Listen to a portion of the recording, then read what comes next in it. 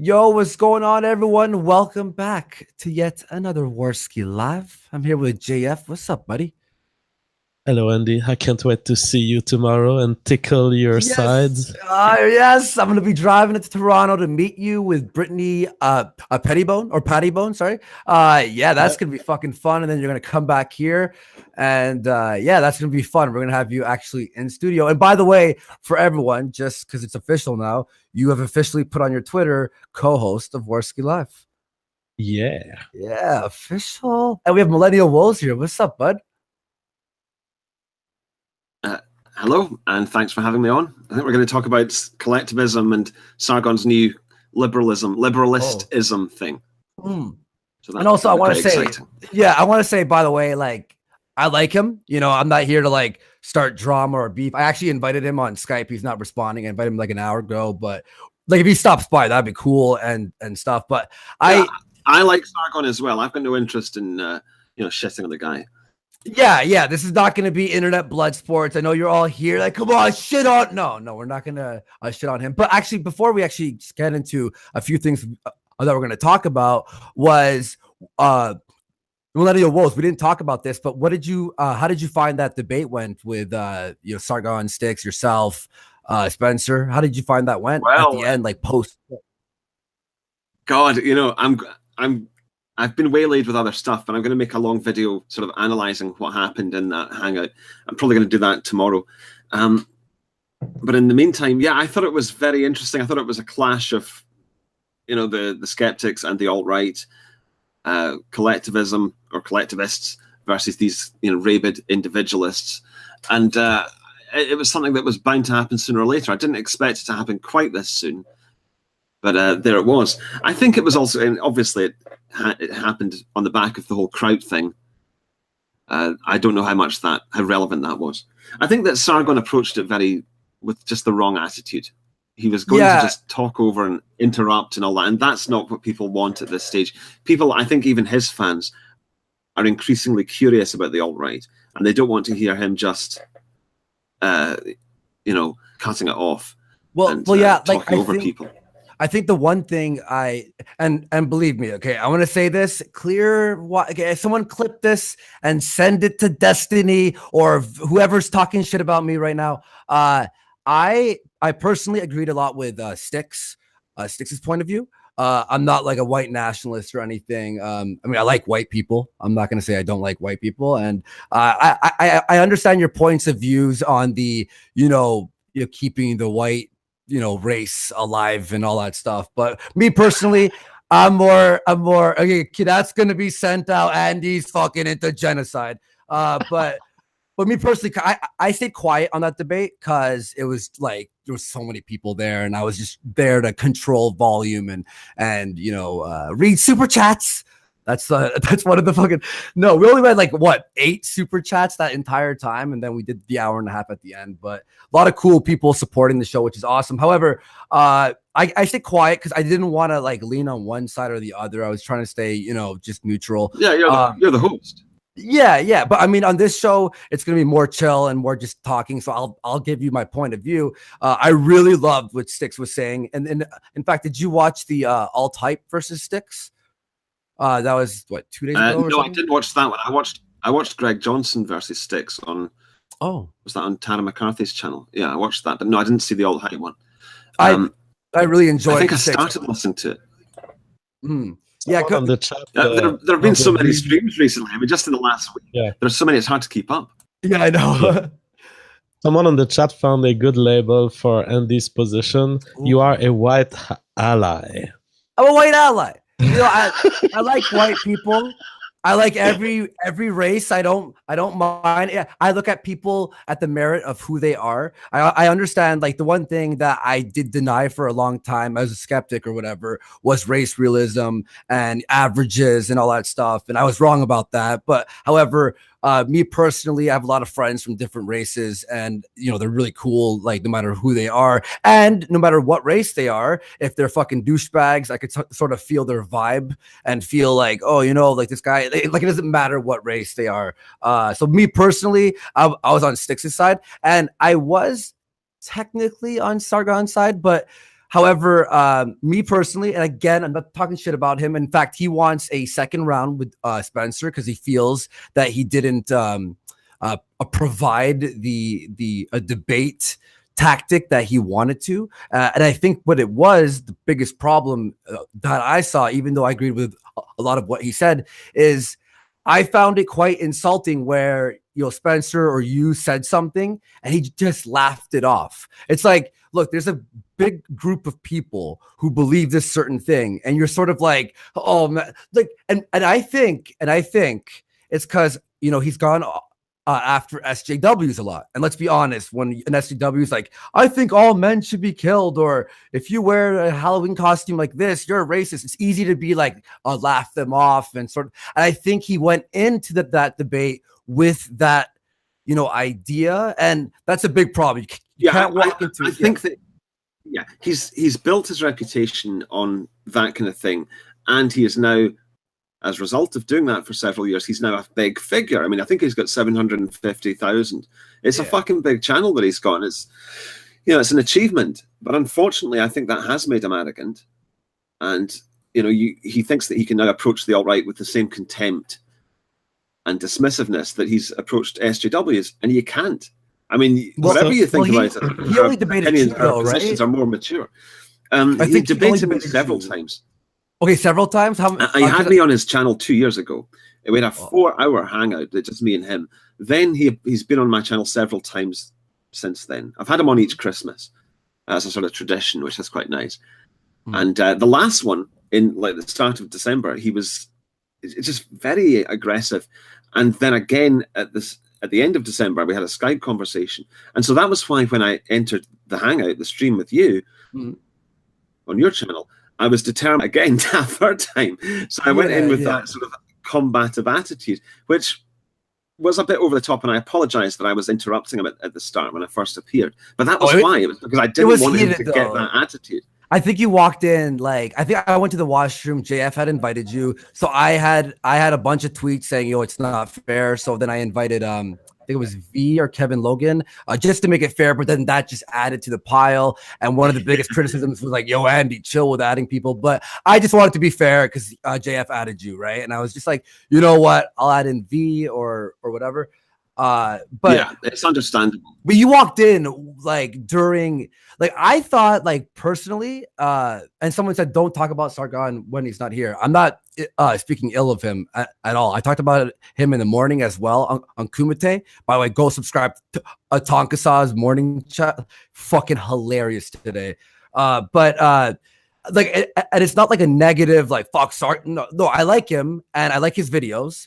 I think he's very talented in the way he does his This Week in Stupid's, very entertaining and all that stuff. And I'm just saying, for the next debate, and I'm going to talk to him about this as well. Is just walk in, chill, just enter a little bit chill. You know what I mean? Go in with some curiosity. That was the other mistake he made. He thought that he would just go in and dismiss Spencer, mock him, and that is not good enough. In a debate, you have to have some curiosity about your opponent's position. Yeah, didn't seem to have any. It was that was a big mistake, I think. Also, I don't know if I'm seeing too much on the side of Spencer. Just like people were saying, Trump is a 4D chess player, but I do think that Spencer 4D'd Sargon in at least displaying first an appearance of stupidity almost. Make your opponent believe that you're going to be an easy target, and then boom, the big ideas come out. Because he started with an insult like, Sargon, you're starting with autistic concerns about morality. But then he had something to back it up. And I think I don't know to what extent this was intentional. I think it's good instinct for a debater to troll a little bit at the beginning. I often do this. I did this in a debate on veganism. I just trolled a little bit at the beginning, and then I go in with the serious stuff. I don't know to what extent it was intentional, though. Well, yeah. I'm very curious about how round 2 will go. Yeah, me too. I think he read the criticisms and he took it well. He even said on his stream right after, he's like, all right, yeah, I went on a little bit fucking, super hot and it was a bad idea. So he was acknowledging it. So that's good, right? But yeah, it was an interesting Yes. debate, man. It hit fucking #1 on YouTube, which is fucking crazy. So that was really cool. Now I want to talk about one real quick thing right now. Something that I'm really pissed off. By the way, everyone will read super chats a bit later, and also if you're enjoying, hit like, help support the channel. It's cool if you could do that. And but we're gonna explore a subject right now, but the end of the stream we're gonna talk about this turn of event where Sargon is essentially starting an organization. There's lots of things interesting to say, but I know you have a subject before we move on to that. So go for it. Yeah, definitely. Because I have a lot of questions about that. V was on Kumite this morning and was trying to answer a few of them. So we'll talk about that. But one guy in particular, Destiny, this piece of garbage, who starts tweeting out earlier that I support genocide. He just tweets out Andy supports genocide. I'm like, what the fuck? Jeez, like at what point, at any point of the debate, did I support genocide? Like, does anyone remember that shit? Remember me fucking supporting genocide? Even though I told fucking Spencer to his face, hey, I disagree with you, but thank you for being on and debating. Are you fucking kidding me? No. Huh? No, he's definitely misrepresenting you there. Fuck's sake. Yeah. And then I messaged him and I'm like, and I went fucking off on him because I've had enough. Look, a lot of times that we've had him on or I've been on his show and he makes a good point, I defend it. I'm like, you know what? That's a decent point, blah, blah, blah. And I've gotten shit on for that, for actually defending a point. But I'm like, if he has a point, he has a point. But people are like, yo, just watch out for him. Watch out for him. Because the thing is, he takes things from debate to like personal shit, and then he starts to fucking tweet out that I'm in for genocide. So when I confronted him about this, his exact words were, well, technically you do because you had a bunch of alt-righters there and you had no one challenging them. Right. Well, alt-righters, I don't know any alt-righters who believe in genocide, so that's just ridiculous. Yeah, so that's the first thing, right? And then the second thing is saying that I had no one challenging you guys. And I'm like, did you watch the same stream that we were doing? Because I'm pretty sure there was 3. And he goes, oh, you mean Sargon who fumbled, and Sticks who used to be alt-light, and Kevin Logan who's a nobody. I'm like, what the fuck? On Skype, he's just messaging me this shit. And then I'm like, oh, so what you're saying is it's only real opposition if it's you. Oh, I see what you're saying. Like who else could I got? You know what I mean? They were challenging you pretty well. I mean, like they were against your ideas. And it was me, Spencer. It was me and Spencer on the alt-right side, and then on the other, Sticks, V, Sargon, and Kevin Logan. So, yeah. What else does he want? Like, I don't get his point to actually call me. And the thing is, if you thought that, that's fine. But then you go, Andy's down for genocide on Twitter. Are you fucked, Destiny? And he's like, oh, he's trying to backpedal on the Skype. He's like, no, but you know, technically you do. I'm like, get the fuck out of here. Jesus, this is a problem Christ. I've had with Destiny, and I've been interacting with this guy in long videos. We have streams that lasted 5 hours where we keep talking, and I saw this problem in Destiny where he misattributes things to people. He really creates a mind where he believes that this is true, and it's not true. He misinterprets statement and he attributes intent, and I kept reproaching that at the philosophical level for him months ago. But now clearly he's went down onto a route where he's using these misattributions to really attack people and abuse people on Twitter. That's why I'm suing him. Yeah, so you are actually suing him. Yep. He has 10 days to act. I think it's been 7 days. So where does that bring us? I should be filing the complaint maybe on Monday, the 15th. Oh shit! Yeah, because he was slandering you, and I'm just like, dude, just fucking drop it, man. Just drop it. Just shut your mouth. Nope, no. And he just kept repeating it over and over and over, and I'm like, all right, bud.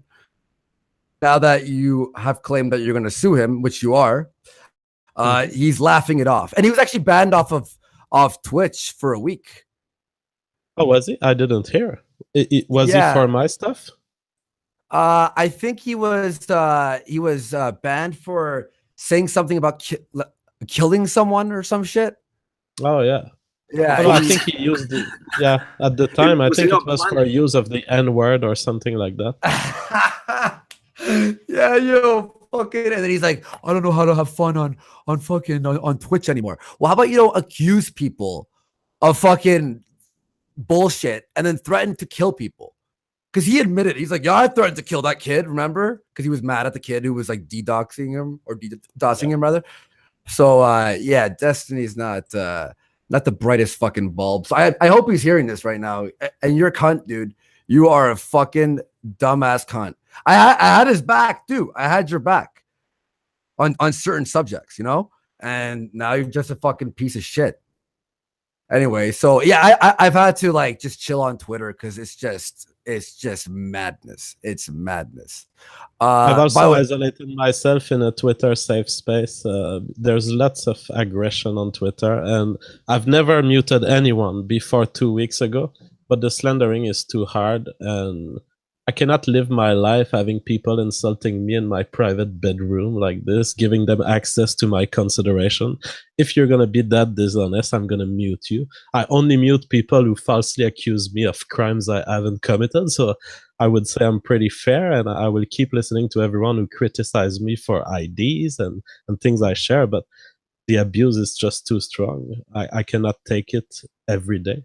Well, I also think a thing is too, like I told people, I'm like, yo, if you have a real criticism about the show, yeah, that's cool. I want to hear it. But if it's like the same person constantly, just over and over and over and over, it's just like, all right, man, you're just you're just spamming my Twitter at this point, and it's getting really old and really annoying. Also, what's his face? What's his name? This is how forgettable he is. Dave Pacman or David Pacman or whatever. It was funny how they both went after me on Twitter the last 2 days, and then they had a stream before this one. So I just found it interesting how they both went after me, and they're like, yo, let's fucking team up. By the way, just real fast before I read into any super chats, there's one guy who donated fucking 150 fucking bucks. Cole Custard says drinks are on me for Millennial and JF. Yeah, so we will spread that love around. We will spread that love around, and we'll read super chats in a little bit. But yeah, Millennial, have you had to deal with this shit a lot? I'm sure you have, right? Just constant fucking just yeah. I mean, you know, in the first year or two of my channel, I used to Google. Well, yeah, the first year and a half, I used to Google my name just to see what people were saying. Nowadays, I don't bother because there are just so many people talking shit about me, but I'm not that famous. Your channel's bigger than mine. There'll be people just endlessly saying shit about you, and really, you've got to just cut yourself off from it because it's irrelevant. It doesn't matter. Yeah, I mean, if it's decent criticism, you know, people who have legitimate criticisms. Yeah, people who have legitimate criticism to make of you generally do it in a fairly constructive way. They don't shit talk about you elsewhere. Yeah, behind your back. Yeah, and or slander your fucking name. So that's just funny. So Destiny, all right, man. I've had enough of you. Had enough of you. But yeah, what we're actually here to talk about today was Sargon's is interesting video that he posted. What, I think a day after the debate or 2 days. A few days after, and he essentially apologized to one of his old fans who wrote to him and who accused him of being selfish. And he says essentially, whether you like it or not, Sargon, you are the representative of a set of IDs that you're probably the only one on YouTube, in the mainstream of YouTube, who can defend these IDs. And Sargon has always refused to see himself as a leader. And in fact, I remember him insulting Coach Red Pill. And even here, V said the same thing, that Sargon didn't have to be a leader. But now Sargon, is in his new video, accepts his position as a de facto leader and says, I have responsibilities that I inherit from the mere fact that I'm the best defender of these IDs, or the one with the most attention, at least. Millennial Woes, did you watch the Sargon video? Sorry.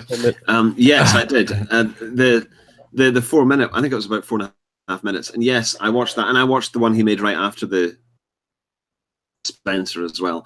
It seems like what happened was initially he went through some about what he'd done on the Spencer stream and what the implications of it were. He was sort of he surrounded himself with V and some other guy who just told him it was all fine for that. And I think he took that seriously and then went away and had a think about what he's doing with this idea. And he's announced it in that 4-minute video. And it's what it is, other than he's rebranding. He's not using the word individualism or classical liberalism. He's just changed the name to liberalistism. Yeah. And I think it's liberalist. Liberalist. Yeah, but what does it even mean? It's just another. It's the same thing, surely. Actually, I brought my friend Johnny Fox here. About it. I brought my friend Johnny Fox here. Hey, what's up, Johnny? Hey, man. Hey, I watched your I watched your video, your hour video on that. What, the Sargon one or the video after those 2 hours? The 1 hour one, okay. The Sargon, because you had a good a viewpoint on the video, right? Even though I hopped up and down and read most of the time, getting fucking mad. What, people are angry at you? No, I was getting mad watching the video. I was like, God damn it! And just started going off.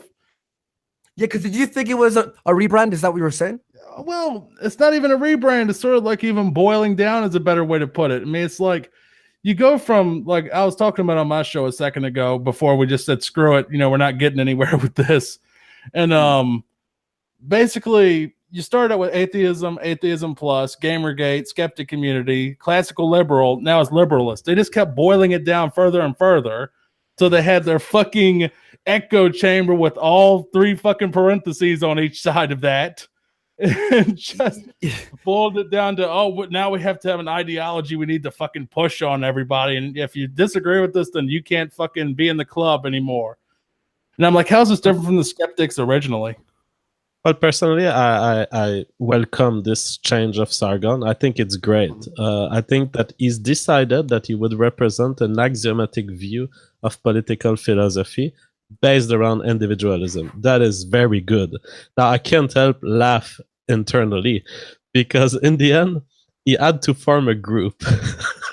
Jay, if I have a question for you actually about all this. Yeah. All right. So there was these 2 idiots back during Gamergate that tried to push the idea that all liberals are SJWs. And Sargon during the stream with Medicare, he was saying stuff like, we got to make this liberalist group because, too many liberals are SJWs, right? So why wouldn't he basically, instead of making his own little cabal of 6 people, go off and fucking just say, you know what? I have 750,000 subscribers. Maybe I can make the liberals stop being so fucking SJW. That way you would already have a bigger install base to start with. Well, here's the thing, though, right? I don't think he fully understands why he came from, why the situation is as it is today. He seems to think 50 years ago, feminists and all that, and it led to this. But that's not really.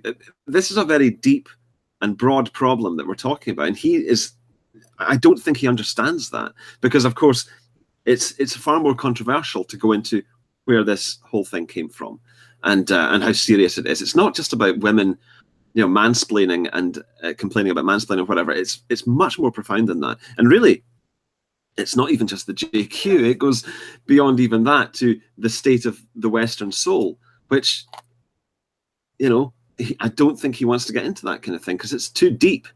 It's too profound. And there's no quick fix for it either. Well, you have to take on not just all the humanities departments, and rehabilitate the white race itself. And of course, in the end, it does come back to the white race, which is another thing he doesn't want to admit. Well, one thing I want to know is, like, what's the change? What is the point of doing Liberalist? Like, what is the next level? Because he says he's going to do more, right? So what was that? I think he said do some some more panels or something? So there's two change. Okay. Let me just correct my sound here. So there's two changes proposed by Sargon. So Sargon says on the one hand, he's going to take responsibility for some sort of leadership. I don't know that he'll be the leader of a movement, but he's going to be more serious about the fact that he's not just an individual, because he keeps saying this. For years, he's been saying this, I'm just a guy on YouTube. It seems that he's accepted that he's not just a guy on YouTube anymore. And that's the attitude that he had been adopting throughout the anti-SJW period of his YouTube contribution. It was that whatever I say, that's just ideas that I throw out there and you guys do whatever you want. Now he seems to have accepted the fact that he is a de facto leader and he's going to be more responsible about it. The second thing is he's building an axiomatic view of political philosophy around what he called the liberalist view, which for now, and I've been questioning him even before he used that term. I have a video against him that he did not respond yet, which is called Sargon of Akkad and the Liberal Quandary. It seems that he's going to build his political philosophy around the idea of individualism. Now, if you trust what he's been saying in the Spencer conversation, it seemed like he had something against group rights and he had something against all forms of collectivism. But we're going to have to see what's his new position around this. How does the individual relate to the wider groups in which they are? And for now, I believe that Sargon has been mostly silent about this.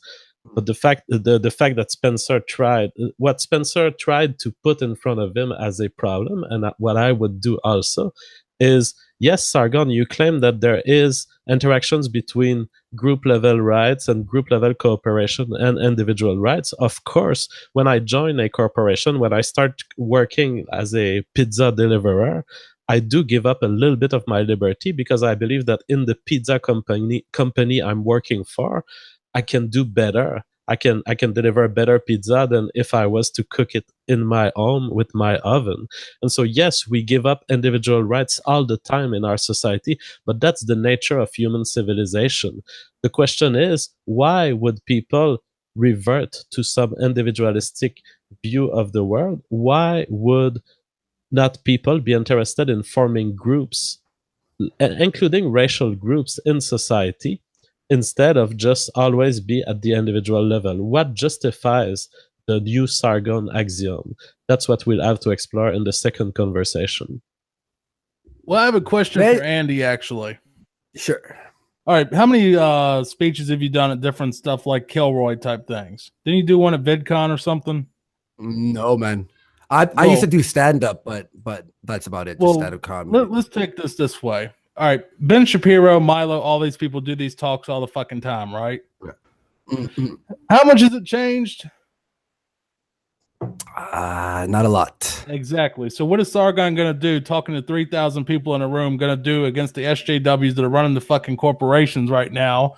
Here's the thing that's the big issue with this whole liberalist thing where he's trying to say, oh, well, we're going to change the world by talking to 3K people at once when he could do 300,000 on his channel. The problem is we're here because of inactivity. His ass didn't he didn't shit or get off the pot for 4 fucking years. And now all of a sudden he's like, I'm going to change shit by doing something that won't work anyway. So you think he's too late? You think he was too way late? Too late, because here's how the SJWs got in power. They went into the corporations directly, not to speak to their own echo chamber. I mean, I talked about this during GG, and I'm not trying to bring up that bullshit again, but Anita, Zoe, all these people, they went they went and talked to people they wanted to influence. They didn't talk to their own fans. They talked to Bungie, to fucking BioWare, to the people that made Firewatch, to the fucking Congress, to the UN. They went to these places with their connections to influence change in the society. They didn't just go and rattle off to 5,000 people that already agreed with them. That's not going to do shit except for line Sargon's pockets. But he do you should be think talking that to the people that he wants to influence, not the people he already has in his pocket?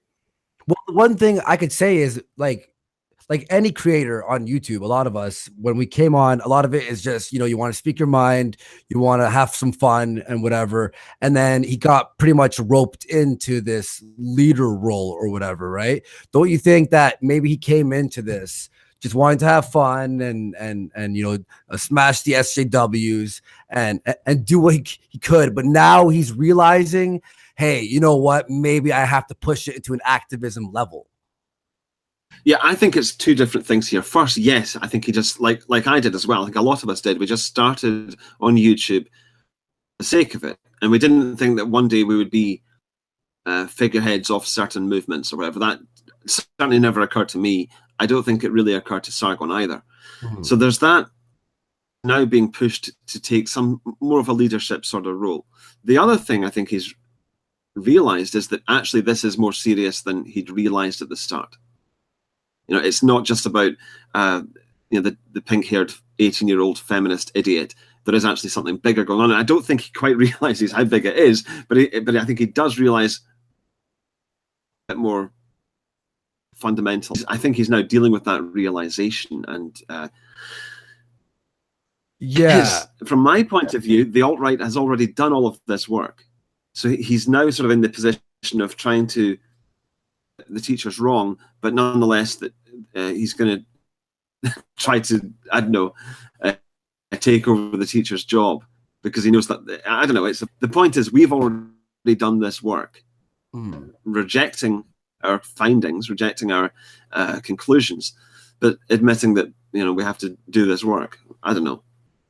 Like, what do you think would be the most effective way to destroy the SJWs that are already inside, academia or in companies or whatever? Like, what would be the best way to do this?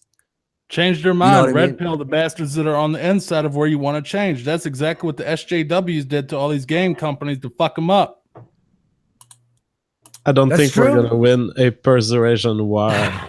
What we are faced with is so much deeper than SJWs and convincing them of not being SJWs. We are stuck in societies where there is an acquisition of authoritarian power by interested entities that revolve around politics, corporatism, courts, family courts, and probate courts, and that have invested their effort in controlling human beings, limiting individual freedom, controlling the media, and controlling the corporate world, and controlling the outputs of money of the state to their friends. Convincing blue-haired feminists that they are wrong about their view is the last of my concerns. All right, Jay, if I got a question for you then. If you have all these concerns about the political level, why don't you just go run for office? Why don't I go run for office? Because the system that we're talking about is so powerful that there is no chance for me to change the state of things by running for office. What is stopping you from running for office and voting against these stupid policies or trying to enact bills? What stops you from trying to run for president? 1,000 things are stopping me, from the mainstream media who would smear me, to the money that I couldn't get to make a campaign, to the person I would be competing against, to the party powers that are so colluded and so strong that I could not infiltrate an existing party. The ensemble of society is keeping what you're suggesting from happening. Well, didn't Trump get past all that stuff, the media smear campaigns and all the other bullshit with the party trying to go against him through the entire election? And the fact that it took a multi-billionaire to do that should tell you something about the obstacles in place for implementing anything like you've suggested. And even then, even with a billionaire, it took everything. So if you think that somebody that was a super anti-SJW, whatever the fuck you want to call it, candidate came along, you really think the general population, which is tired of this bullshit, the silent majority, would not donate to try to make up for what you don't have? Absolutely not. The ensemble of the population is interested in continuing the current political order in order to keep fucking individual liberties and drag more money their way so they can pay their mortgage, so their children can have more than other children. All right. Well, you used to work for Duke. How many fucking SJWs were at Duke? Were they an epidemic there? I mean, I know UNC is full of them, but I mean, what about Duke? Well, of course, at Duke, what you have is much richer people, but the young people were starting to be in the SJW mentality very much. I remember having girlfriends at Duke, and pretty much the whole town was very leftist. In fact, I remember having girlfriends at Duke who were making crises when I was just suggesting that maybe a rape story that was reported in the news was false. And in fact, it was later demonstrated to be false. And I remember my girlfriend being so triggered. I mean, she was hitting me physically. She was abusing me just for stating, well, maybe you shouldn't trust that mainstream media story about a rape. Maybe it didn't occur. Well, that's because you were living in Durham, and Durham's a fucking shithole. That's why I live in Raleigh. Well, Raleigh. I prefer Durham. I prefer going to the Federal and eating the great burger. If I could, I'd like to reply to Johnny Fox about my own point of view, because people say to me, why don't you go into politics? Now, the first thing is, I think I would not make a good politician. So it would be just setting myself and people who, my fans, up for disappointment. And then we would learn disappointment. We would learn, oh fuck, we can't hack it in politics. If someone goes into politics with our point of view, it should be somebody who's going to be good at it. I think that just it's asking for failure to just put anyone up there. If you had to pick one person for the alt-right to put up there, and I believe you're parliament because you're in the UK or whatever, if you could pick somebody that would be like the prime minister that's an alt-right guy, yeah, forget about where the guy's from, who would you pick to put in that spot? At this stage, nobody, because that's the second thing I was going to say. In Britain, I think in America, you're a bit further along. You're more amenable to these ideas, the public in general. In Britain and Europe, we are simply not at that stage. There is no way that you could put an alt-right politician up for election. It would absolutely not work. I'd like to join this conversation a bit as well. I'm just popping in here to say hi. So JF invited me. I'm not sure how well my... So Tara, do you think that such a thing is possible as an alt-right politician? Of course it's possible. Like... Yeah, I mean, in the right now, short term, yeah. I don't think it would. I mean, actually, we do have like one guy who seems to be kind of alt-right-ish, running, in more like local areas. I would like to see that, but it, like Woes said, it can be a bit of a waste of resources. We actually need to put more of our resources, I believe, toward mainstreaming these opinions and making it okay for people to talk about them and feel comfortable. And that's what the alt media is supposed to be doing. That's why both me and Woes focus on discussing these ideas with our audiences rather than focusing on politics, which is why I find it kind of strange when people say I'm like involved in politics, because I'm not really involved in politics. My job is just to facilitate conversations about this and help to make it more normal and mainstream for people to do it. Yeah. From my point of view, it's just too early. I think that what we should be concentrating on, by the way, I've switched off my camera because apparently my audio was breaking up.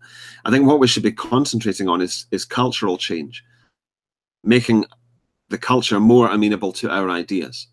I think until we've done that, we're just grinding metal by trying any other more direct methods, and it's just not time for that. Unfortunately, what that means is that are you talking in Britain, for all? certainly, Okay, Britain. Okay, cool. I would say in America as well, to be honest. I don't know how, but again, it depends, because Paul Nealon seems to be doing well. Whether he'll ever get elected president is another matter. But certainly I think it's nice, it's encouraging to see a politician, a guy operating in the political world who has our ideas explicitly. That's very brave of him. But I think certainly from the point of view of Europe, it's simply too early for that kind of thing. I think what we need to do is create a cultural environment in which people just into which our ideas are the default. And the way to do that, I think, is online at this time. We do need undoubtedly to get into the real world, but I think that for now, that basically the internet is where it's at. It's where the cultural battles are taking place, and it's where we can win. And you're talking about the alt-right in general for your side, right? Yes. Yeah. Now, how about Sargon's quest of? Because someone asked here, Coyote 9 T9. What exactly is Sargon doing by taking activism into the real world? I think that's one of the biggest questions I have. Is like, what could we do to actually make a change? Because it feels like it's just fucking like people try to take out SJWs out of academia. Never fucking works. There's all this corruption and all this stuff. Like no, they own that sphere. We can't just take them out as fighting individual SJWs. So what? It's not even a victory worth trying for. It doesn't matter. The big thing is the culture. Actually, it's real funny. I used to do a lot of obviously anti-SJW videos, and someone I particularly did videos on was Francesca Ramsey. I did a lot of videos on her and just taking the piss out of her and bashing her. And actually, people sent me today. She has made a new Decoded episode, and back a few months ago, I'd be like, oh, time to fucking. I watched like 5 seconds, and I'm like, no, I don't give a fuck. It was on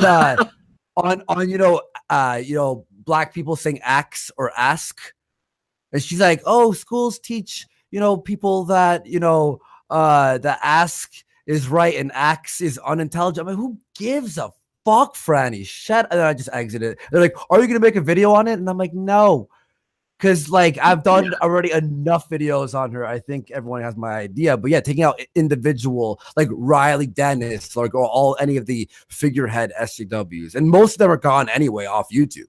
In fact, Franny posted her video on Facebook, not on YouTube. She's done with YouTube.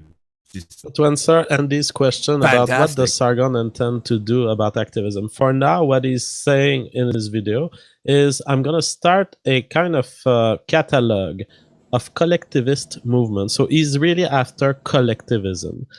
And from what he said to Spencer, it seems that he wants to catalog this collectivist movement to counter them.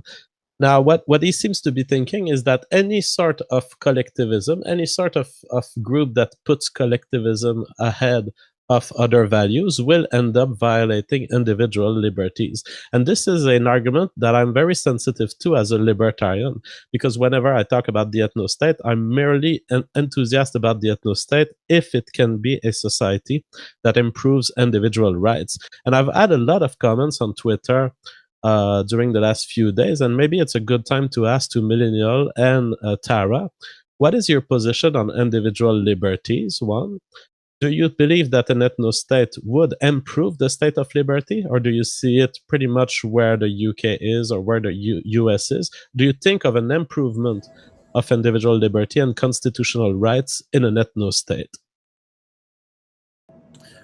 Tara, you go first. Oh, thank you. Well, the well-being, I think the well-being of individuals is, and also societies, is highly correlated with individual liberty. It's just this theory of people, generally speaking, not all the time, but generally speaking, people will make choices that are best for them. And we also are a very altruistic, empathetic species. So we'll also make choices that are best for the people around us, and our communities, generally speaking. Now, sometimes you get the odd psychopath in the mix, or you get you get people acting in a very dysfunctional way for one reason or another. But this usually isn't the norm within society. Unless you have leftist brainwashing programs in schools and things telling little kids that they don't know what gender they are and they should decide, that kind of thing results in dysfunctional relationships. Tara, are you saying that children, when they're born, can't pick their gender? Yeah, I'm saying it's not really a very good idea. I mean, if there was a child who was very insistent upon it around me, I I probably wouldn't apply too much pressure in like telling them that they have to be the other sex, but I certainly would not be taking them to a doctor to get a sex change because, just the statistics show that, I mean, even common sense should just tell us this is a bad idea, but statistics show that many of these people actually regret what they've done, and you can't turn yourself into a woman. Like, no matter what you do, you're always going to be a substandard, So before we move to Millennial Woes, I would like an answer to my question. A constitution of an ethno-state, for you, would it be equal to the US in terms of individual rights? Would it improve the US, or do you see it degrading individual liberties?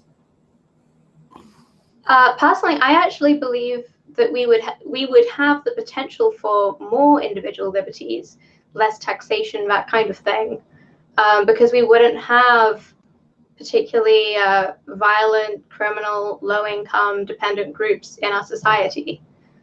So I think that we would actually all benefit from this. Like, that's actually why I want it to happen. Like, I believe it'll be better off, not because I think we'll be worse and less happy or anything. Hey, may I ask guys a question? Because I disagree with the ethno-state thing. Because I want to ask you is, think that it'd be inhumane to just remove people from a state just to have only white people? Or like, what if there's like really high IQ people of color who want to join the ethno state and will prove to be a benefit to your society? Yeah, for me, it's about group cohesion.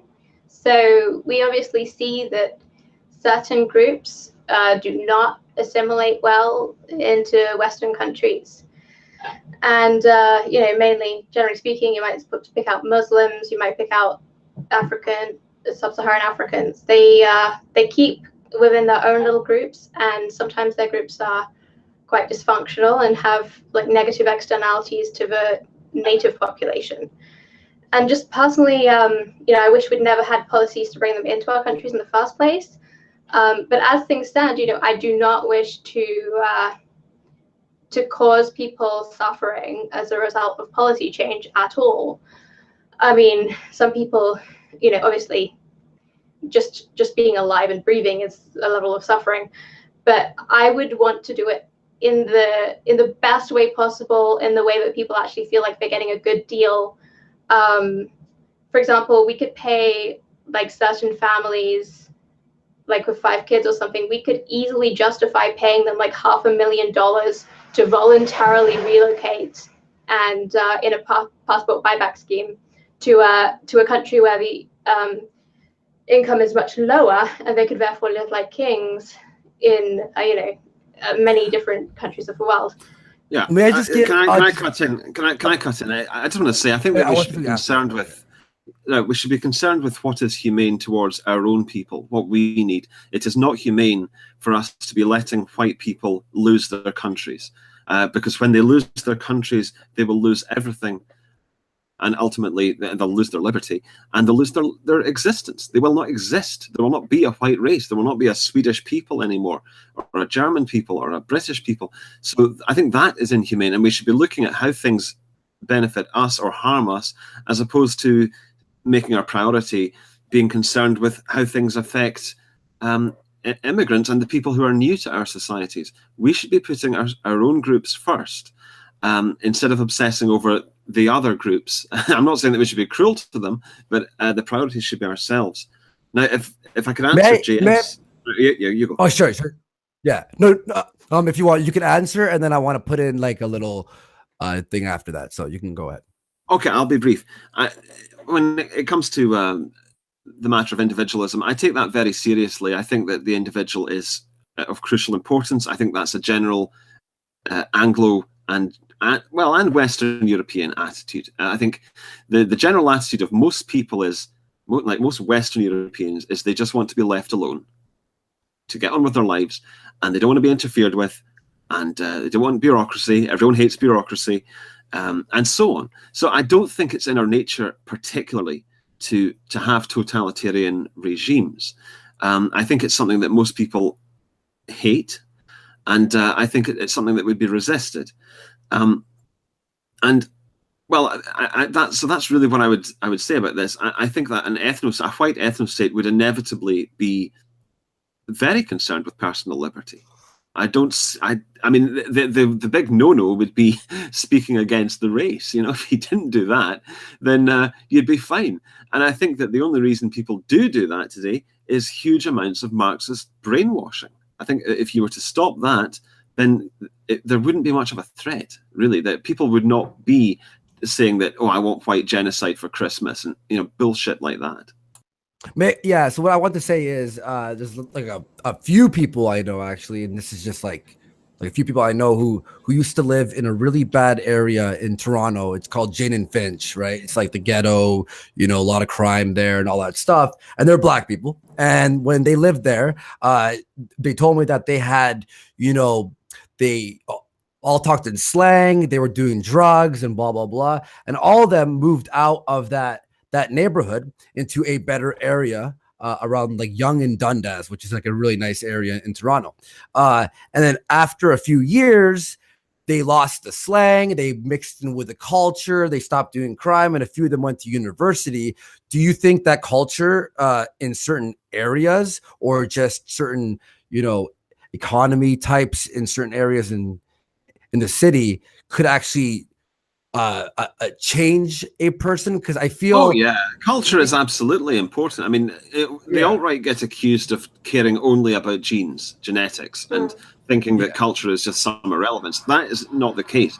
Someone's making fun of me. He's like, oh, they stopped doing crime. Like, what I mean by that is these areas, they all their friends, it's like peer pressure, you're in gangs and whatever. And then when they're in other areas that are nicer, they sort of lose those friends, meet new friends who aren't in that type of lifestyle, and slowly adapt into the new culture. That's all I'm saying. I'm not, The thing is, Andy, currently in the US, according to Alt Hypothesis calculations, the US taxpayer pays about $700,000 per African American on average to keep them in a good environment. So they get good schooling when they're kids, they get university scholarships, they get welfare, food stamps, etc.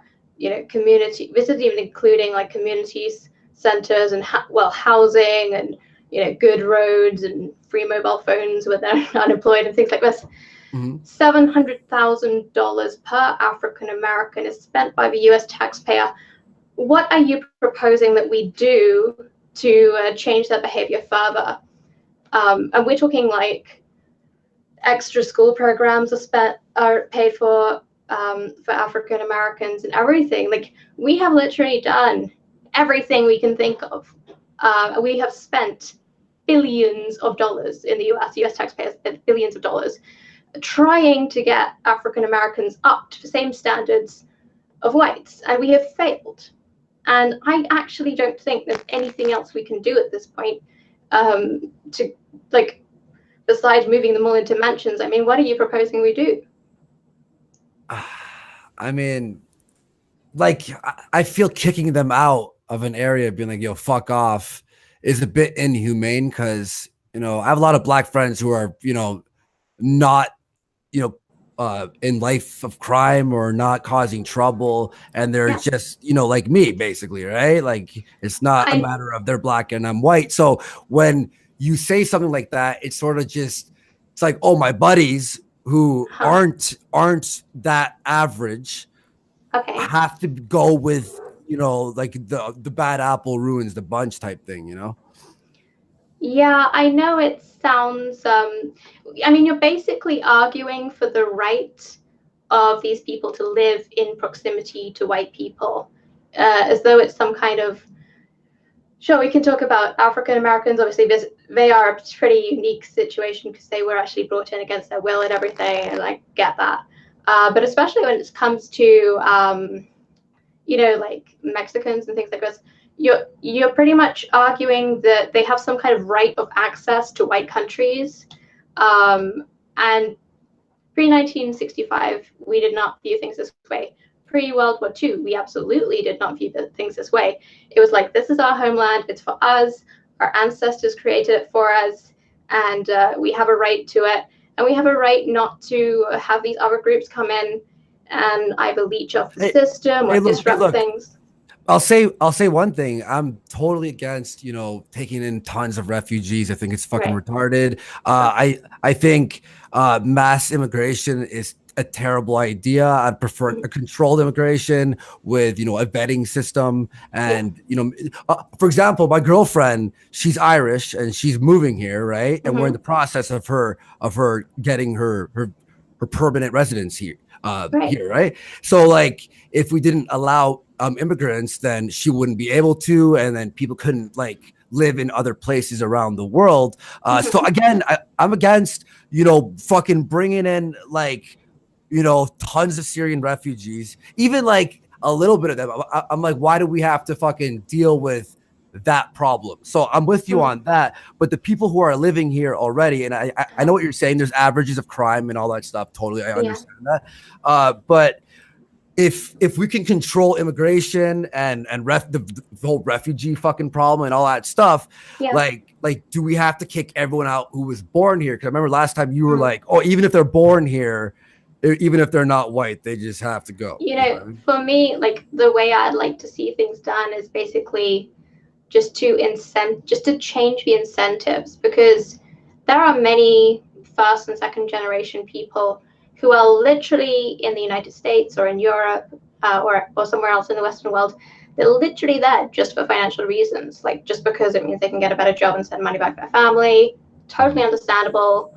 Or it's not really because they feel like they are part of the community, and often they will cluster within their own ethnic group, which is why we call it multiculturalism, is this failure to assimilate. And the reason they're not assimilating, they don't want to assimilate. They don't want to fully embrace our culture. They want to keep their own. And I mean, I see that a lot in Canada. You're right. For example, Brampton, it's a city over. It's mainly Indian people. It's just a joke that goes, it's Browntown, Brampton, Browntown. And then there's another city that's mainly Asian people. And then there's certain areas mainly Black people or Polish. I understand that, but if these areas could coexist next to each other, but even though they're not mixing, I'm not saying it's an Asian neighbor, a Black neighbor, a white neighbor, then an Indian, you know what I mean? If there are clusters of different races, is that really a problem? I mean, believe me, I understand the crime problem with Black people. I'm not gonna fucking deny that. There is 55% of the crime is done by 13% of the population, and even then, we're talking about young Black males, which would be about 5%, because not Aunt Jemima who's fucking shooting people and robbing people. So fair enough. Believe me, someone killed that. It's not Aunt Jemima. You will never hear the end of that, Andy. Aunt Jemima has been. I got some shit, okay? And people are like, Andy's fucking cooked and blue pill. I'm just saying. It's okay, now everyone's just yo, what the fuck, Andy? I didn't take it too far, okay? All right. I'm trying to be fair here because I have to. We have to be honest. Asians don't cause fucking a lot of crime. They're really timid. Look, sometimes it's racist but true. Is what I say, okay? For example, bad drivers. A lot of them are Asians. It's racist, but a lot of times it's true. Just say, right? We can all admit that. Yeah. But I don't see, for example, Chinatown. Love heading there. I'm sure I get some fucking stares from people and shit, but I never feel like they want to throw me out or anything, And I don't see it as a problem in Toronto when I'm in Chinatown. I don't see it as a fucking problem, it's different. It's oh shit, it's everything's fucking different, I don't know. Now, Andy, I really appreciate Tara, your mic is closed, but I just wanted to say to Andy before the interaction continues. Yeah, we should read some super chats, by the way. Yeah, we'll get to the super chats. Before we do that, I really appreciate the intellectual exchange you've had with Tara there, but I'm bringing emotional stuff now. Ooh, Ryan wants to apologize. Ryan, I could snap on you on DMs a little bit. No, well, actually, I assumed you were saying something you weren't saying on Twitter about the Sargon and Richard Spencer. I thought you were talking about another event, so I was misinformed, and I just want want to come on and apologize to your face. I was a little bit pissed. I'm not gonna lie. Yeah, cool. No worries, man. Thank you for apologizing. Yeah, no worries, dude. We're good. Okay, man. Yeah, it's just I wasn't talking about like you totally missed the mark on that tweet. And I'm like, what is this fucking guy talking about? So for the audience, can you explain what was the misunderstanding? Well, I was talking, someone was talking about, me paying Sargon, Spencer, or Styx or whoever, right? Some people accepted it, some people didn't accept it. I'm not going to say who or who didn't. However, so I was talking about how I paid the people on the show, and then a Millennial Woes kind of, Ryan, all type got pissed off. He's like, "Oh, stop lying to your audience. You didn't pay me." And I'm like, "Dude, like, I didn't. I wasn't like. First of all, I wasn't talking. I thought you were talking about the show I was on and saying that you paid people. I was like, what? I just told JF if we make a lot of money on a certain show, I'll see like how much we make a few days later, and maybe I'll throw some people some tips if we can. That's what I said. But on that show, I announced live because we made so much money that day that I would be helping out a lot of people. And we actually just bought like a ton of new equipment for a new studio here that we're going to be installing all this stuff. So yeah, that it's totally fine, man. Like and by the way, I was getting like hundreds of tweets from people who are already just pissed off that I'm having these discussions anyway. So I was already on fucking edge. So when you said that, I'm like, what the fuck? Yeah, just another pebble on the I'm scale. so happy that this is resolved, because when this all happened, Andy contacted me in private, and you guys are both my friends, and I'm ready to throw you motherfuckers under the bus at any second if you lie. But I couldn't verify who was lying because, Andy, you had deleted your tweet. Oh, you want to know why? You want to know why? Because after he had messaged me his apology, I'm like, all right, I don't want this to be in public anymore. So I just deleted the thread because I'm like, okay, he's got the idea. I don't want to fucking have people fucking attacking him after he apologized. I didn't DM you back because I was still like a little bit heated, but I'm like, all right, I don't want people, because people were tweeting at him like you're making yourself look bad and all that shit. So I just deleted the thread so he wouldn't get any more hate because he did apologize after he had realized. And so the thread having been deleted, I was like, there's no way to tell who's saying the truth. Let's let it go and we'll see. And so I'm happy that this is resolved. Now we're moving on to the super chat, unless anyone had concluding remarks on the conversations. Yeah, I sent you them on DMs. I have to use the washroom, by the way. Sorry. So if you could read them, a few of them, and then yeah, cool. Thanks. All right. So let's start this. So we have Pop TV $5 US. That's just autistic screeching. There is no other content. Cody Trinter, $5 US. Adam, do you know the way? Interesting Nero, $5 US. Liberalist equals Kekistan. Okay, maybe, yeah, you're right. Wiser in Time, $5 US. My Dixie wrecked. GSC Hong, $2 US. I haven't watched you in a year. Where is Chris? Yeah, and that's a weird thing. Was Chris Warski the brother of Andy Warski? I really have to ask Andy, because it seems like he was Asian. This is something I have to clarify. Real Reasons, $2 US. What's going on with Chris? Dove and Deaf, $5 US. Careful talking about Sargon, or you'll have V showing up to defend his daddy. What better than hearing V come on the show and say, "Hey, JF, I have something to tell you." Gabriel Lopez, $20 R. Liberalist, please respond. Sargon does not do the way. The Crimson Satire, $20 Canadian. A mix of individualism and collectivism is needed. Liberty must be balanced against social capital. Radical individualism leads to isolation of people searching for meaning, who can easily be swayed to radical collectivism. Do you guys agree on the stream that that our societies have given up too much of collectivism, leaving the place for bad ideologies for people to be swayed toward? I'm not really sure why they think it's bad we're moving away from collectivism. Am I misunderstanding that? I think that for example I think that the person, and you may be thinking other things, but his comment makes me think of the disappearance of religion, for example, in society. Religion was a form of collective identity that people were adhering to. Do you think that the withdrawal of religion in our societies have led to a kind of empty space to be filled by things like SJWs? Right, and maybe he's talking about like extended family and community and that, like nationalism and things like that. Yep. I mean, I would say that would make a lot of sense. I mean, obviously, there are all sorts of advantages to individualism. You don't have accountability to your family. You don't have to get the job your family told you to get, you know, like be a dentist or whatever it is that happens to a lot of people. I know in places like India and China, they feel immense pressure. But then you lose that kind of social support, you know, in terms of the church, in terms of family and everything like that. And I think welfare programs probably end up playing a big part of filling in for that. And, you know, it seems less ideal. I think that it's actually healthier for human beings to be part of communities. I think we're psychologically wired to take a lot of fulfillment in that. And Tara, do you think that society is better with religion? And are you a religious person?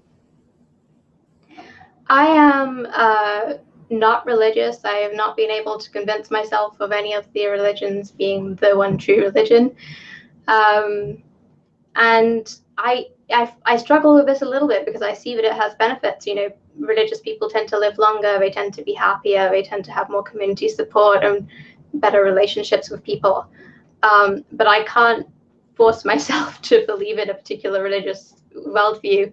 And I also, for that reason, can't expect other people to do that either. So it's a bit of a conundrum for me. All right, so Dragon Temples of $10 US. The problem is everyone's a Puritan absolutist in this individual versus group stuff, and it's fucking obnoxious. Sometimes one takes precedent over the other. The common ground is there if you'd look. I think that's a great message. I think any discussion of society will involve compromises between individual rights and what Richard Spencer called group rights, but what we could call the general state of liberty of groups and collectives and what they can do and what they cannot do. Yeah, go ahead. I'll read a couple more just real quick because this one's funny. Weeb Hunter, $5. Holy shit, JF couldn't sniff any more ethno farts if he tried. Someone put the frog down. Someone just took a shot at you. People have such a bad representation of my position on this. All I want to allow is for a discussion to occur. Ricky Julian, $5. Warski, do you know that Destiny got banned off of Twitch? Yep, he did for a week. What are your thoughts? Fuck him. I don't care. Also, Sargon is basically just a typical leftist, but dislikes feminism. Killer Cross, $20. Hashtag Purge 2020. And last one for now, Interest and Hero, $5. Boomer Genocide Now. Day of the Pillow approaches. Thank you guys for supporting. Yeah. By the way, I wanted to ask, who else here is religious? Is anyone religious here at all? I'm a Christian. You're Christian? How about you, Jeff? I'm an atheist by belief of God, but I'm a Catholic by sort of cultural heritage, if you will. I really love the idea of Jesus and just the fact of being nice and kind to people. I get that from the Bible and from how we teach it in the French culture, but I don't believe in God, and I don't believe that Jesus walked on water or whatever it is that's claimed in the Bible. Yeah, I used to be really religious until I was 18. I'm 30 now. I just turned 30, but I remember like I believed for a long time, but since I was 14, I'd always have those creeping thoughts like, no, it's not real. And then I'd be like, I'm sorry, God. I'm sorry for thinking that. And I'd pray, like, don't put me in hell. It was just more of like a fear thing. Like, I don't want to be in hell or whatever. And when I actually joined YouTube, that's when I saw some atheist videos, and then they started debunking everything, and everything I was already thinking about was just like being shown to me through evidence and science and all that stuff. And then that's how I stopped believing. But I did play Jesus for 3 years for Stations of the Cross, by the way. And that was a great Jesus. I'll say that. Old Portuguese woman crying in the church when they put me on the cross. It's fucking crazy. So I used to be religious. Johnny Fox, so you're a Christian, eh? Yeah. So you've never had any atheist thoughts at all? Yeah, I did. Yeah. I was whatever you want to call it, agnostic or deist and all of that for like 10 years, and then just converted finally back. I think I was like that for 15 years or so, from like age 10 to 25. Well, no, I really converted to Christianity when I was 27. What made you convert back? My life turned to shit and I had no other options. Yeah, I have a friend in college who, like, he was atheist his entire life and then found Jesus, got tattoos of Jesus all over his body. And then he's like, yeah, I'm Christian now. And I'm like, why? And he's just like, yeah, I was just going through a rough time. So, like, do you, like, believe that there's a God up there, like the way the Bible says it? Or do you think it's more abstract than that? I always thought it was more abstract. Like, I never believed in heaven and hell, even when I was religious. I believed more in, like, you know, a spirit after whatever life, you know, in the universe and the ether. But I never believed in heaven and hell because I'm like clouds and it's all like amazing up there and then like fire forever. That sounds like bullshit.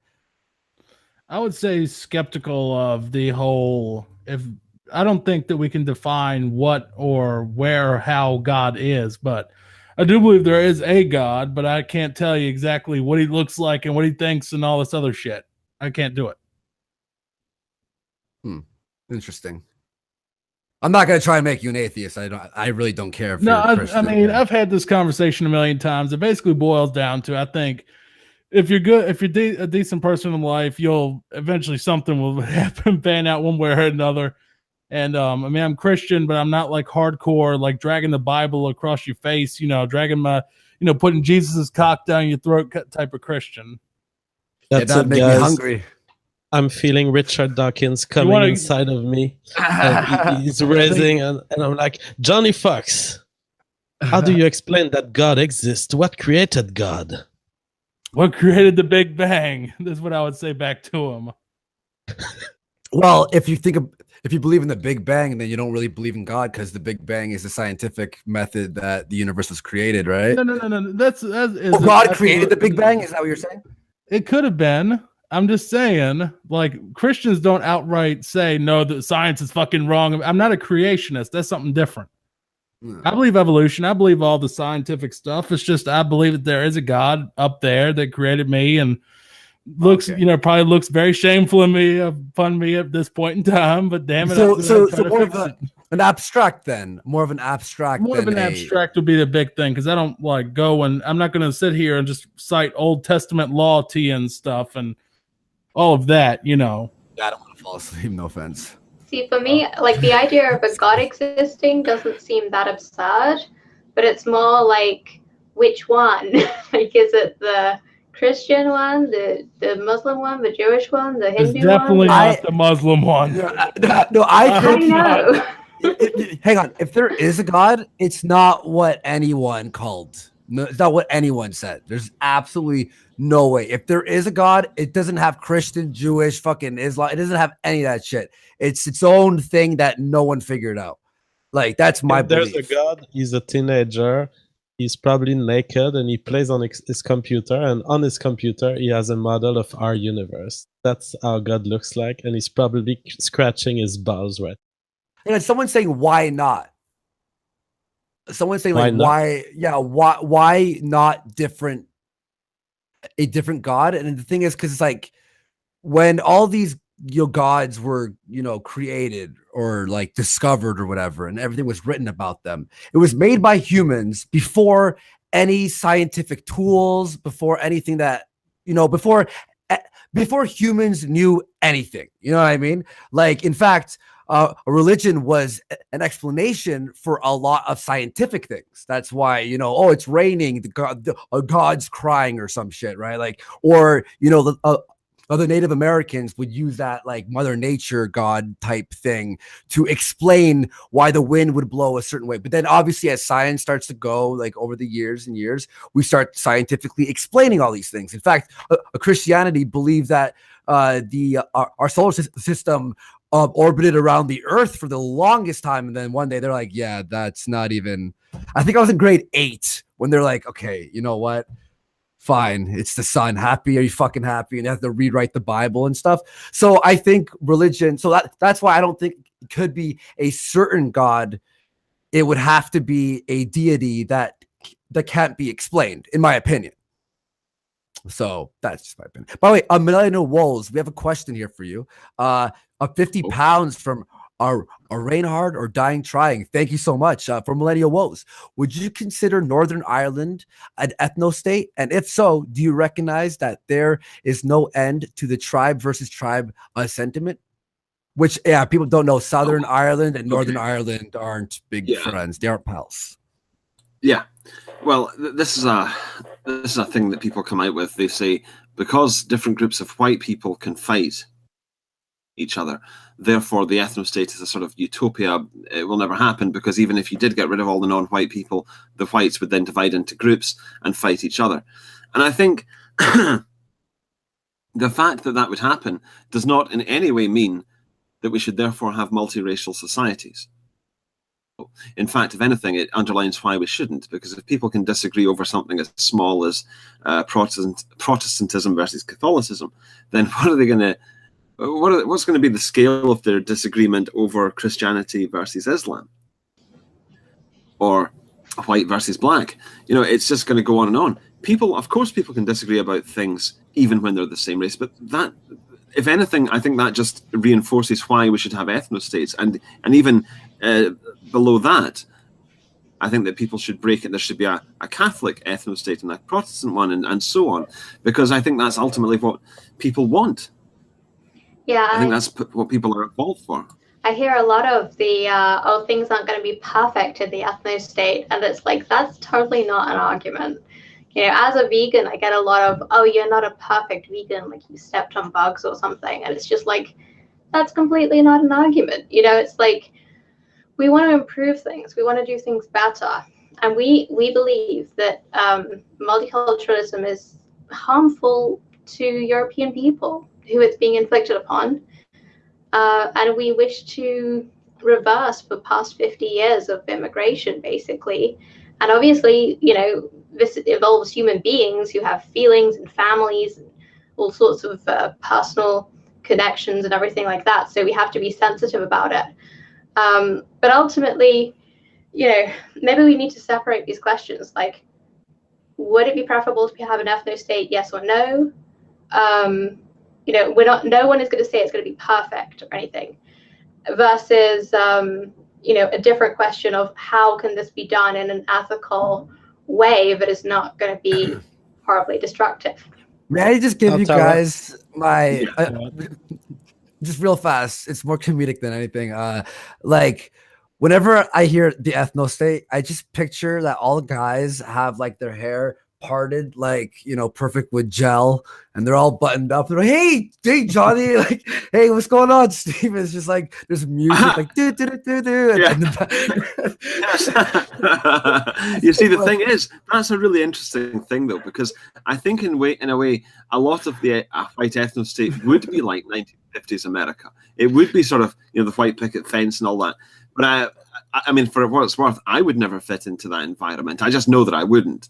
But I think a lot of white people would, because that's what they want. I mean, that was created, that sort of suburbia thing. That some people are like, was created in America, but then it was exported across Europe as well. You know, it's not something that only applies to or appeals to Americans. So I think it is something just very white. Yeah. Sarah, I learned today that you were a vegan, and I didn't know that. I guess I would have touched the subject with you in our interview if I had known. I'm a known arguer against veganism, and in fact, if any vegan is listening to this and wants to confront me in a debate, I invite you to Warski Live anytime. Vegan gains, we can have, come on, vegan gains. Yeah, I'd be happy to discuss it with you. I mean, What me, is it your just comes- motivation for veganism? I actually now this might sound a bit, people probably don't like hearing this, but I actually feel disgusted by the idea of consuming animal products, knowing that they go through suffering and things like that. I feel much better eating vegan food, just like an emotional level. It's like, oh, no animal was slaughtered in the making of this burger. You know, it's I don't have to like. Previously, when I was eating meat, I actually had to like mentally like separate. You know, I had to disassociate in a way that I feel is unhealthy to have to do, like not think about what I was eating, that kind of thing. So being vegan, I'm perfectly happy thinking about what I'm eating, you know, an apple or whatever. I have no qualms about it. So that's where it comes So are from. you But a militant vegan? Are you trying to convince others of being vegans? I believe that many people are in the same situation that I was previously, in that they are disassociating and trying not to think about what happens in slaughterhouses and that kind of thing in order to feel comfortable eating meat. And I am very pro like disclosing truth and things like that, and accepting reality as it is, and accepting and not hiding areas of reality that are uncomfortable.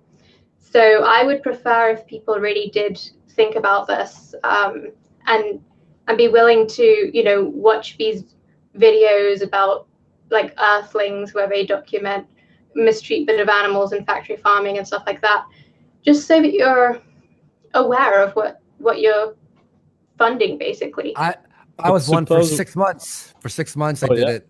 Yeah, it was like cold turkey. Yeah, same thing almost, where it was like more of the humane side of it. And then the health factor was nice too. It was good, though I had to eat like a fucking shit ton. But then, and I've read this on forums and stuff, my hair started falling out on month 5. Like I'd be shampooing my hair and I would do this, and I'm just like, what the fuck? So I searched, you know, vegan hair falling out, and then there has been a lot of people who've been like, yo, my hair's falling out, and I was doing everything by the books. There was a YouTuber who actually convinced me of converting on a debate, because he was right about a lot of stuff. So I was like, all right, you know what, you won that debate, so I'll try it out, right? So he was actually helping me out. You know, he would just send me like a shopping list. You need this, you know, all the vitamins, all the B supplements or whatever. I did everything, and I went to the gym all the time, and then I just like got weaker, and then my like cravings fucking just increased, and my hair started falling out, and then I'm like, fuck this, and then I ate bacon and eggs, and then I was sick because, you know, I hadn't eaten meat in 6 months, and I just fucking consumed bacon. But then now I still eat meat, though I eat a lot less than I used to. Like definitely, like I'll eat, because I'm also iron deficient. You know, I'm anemic, so I have to eat iron or I faint, and I fainted 3 times in my life. So like, I'm not down for fainting and shit. So fuck that. Yeah, sounds like you might have like individual circumstances that make it particularly difficult for you. I mean, you're gonna try telling that to vegan gains. You know, when it comes to like survival, I recognize that sometimes you're going to be in circumstances that you just can't be vegan. For example, you know, if there was sorry about background noise. If, for example, many babies, a lot of trouble comes up when vegan parents try to force their baby to be vegan, and then they suffer from deficiencies. I personally think that you just have to do what it takes to get the baby to be healthy and survive. You know, even if that means cow milk. I think someone was charged here in Canada for doing that. Yeah, because it's just like, they're like, what are you doing? Yeah, but that's cruel to the baby. My usual argument against veganism is, if we convince too much people of veganism, we're going to commit a chicken genocide. Essentially, our farmers will not be farming chicken anymore. We might have a few surviving chicken in a sort of sanctuary, but the vast majority of the chicken will not leave lines of descent. So I would like to adjust my argument here for the purpose of Tara argumentation. I will say, Tara, can you picture farms as a kind of little ethno-state for the chicken? You know how I view factory bring it back to the ethno-state. I actually view them as like, you know that scene in The Matrix where he sees all the bodies and they're all like plugged in? I see it like that. And I mean, no one sees that scene and thinks, oh, how wonderful. There are so many humans here. And they're all just plugged into the Matrix. So they are perfectly content with their lives and everything, even though they're being factory farmed. No one thinks that. This looks like something horrific to us. It looks like something that we're averse to. It looks like something that we would want discontinued, even if it meant that they had to wake up to reality and face a harsher lifestyle, in the ruin of Earth as it is in the Matrix. And I mean, I understand the desire of Neo to contest the Matrix and to fight against it. But if the only line of descent left of humans were those humans being plugged into the machine, ultimately, would it be wrong for this life form to continue existing? Well, I think it's a great philosophical question, and I don't think there necessarily is a right answer to that. I really think it's a preference thing. And personally, when I see tens of thousands of chickens stuffed into cages with their feathers pulled out because they get so distressed they start pulling each other's feathers out.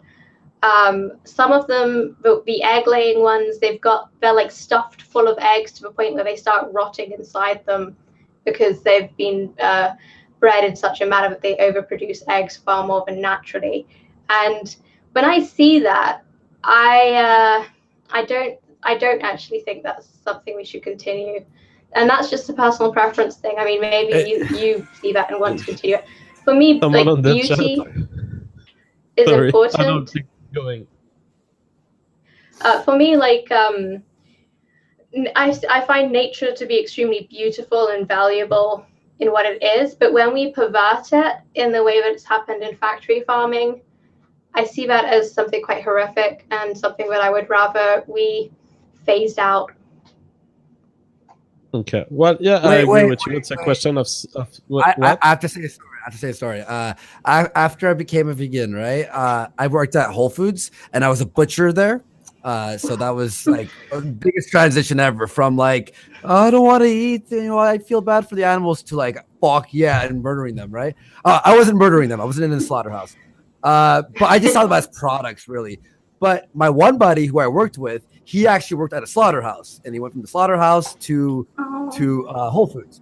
So he told me one of the most horrific things he told me, and this is gonna fucking make everyone just go, "Oh my god!" When you kill a sheep, what you do is you turn it upside down to put the bolt in its head, right? But the sheep, because the vocal cords go into its throat, it goes no before you bolt it in the fucking head. It goes no. So you feel like every time you flip over a sheep, just like no, and he's like, "I'm sorry, dude." It's fucking horrific, dude.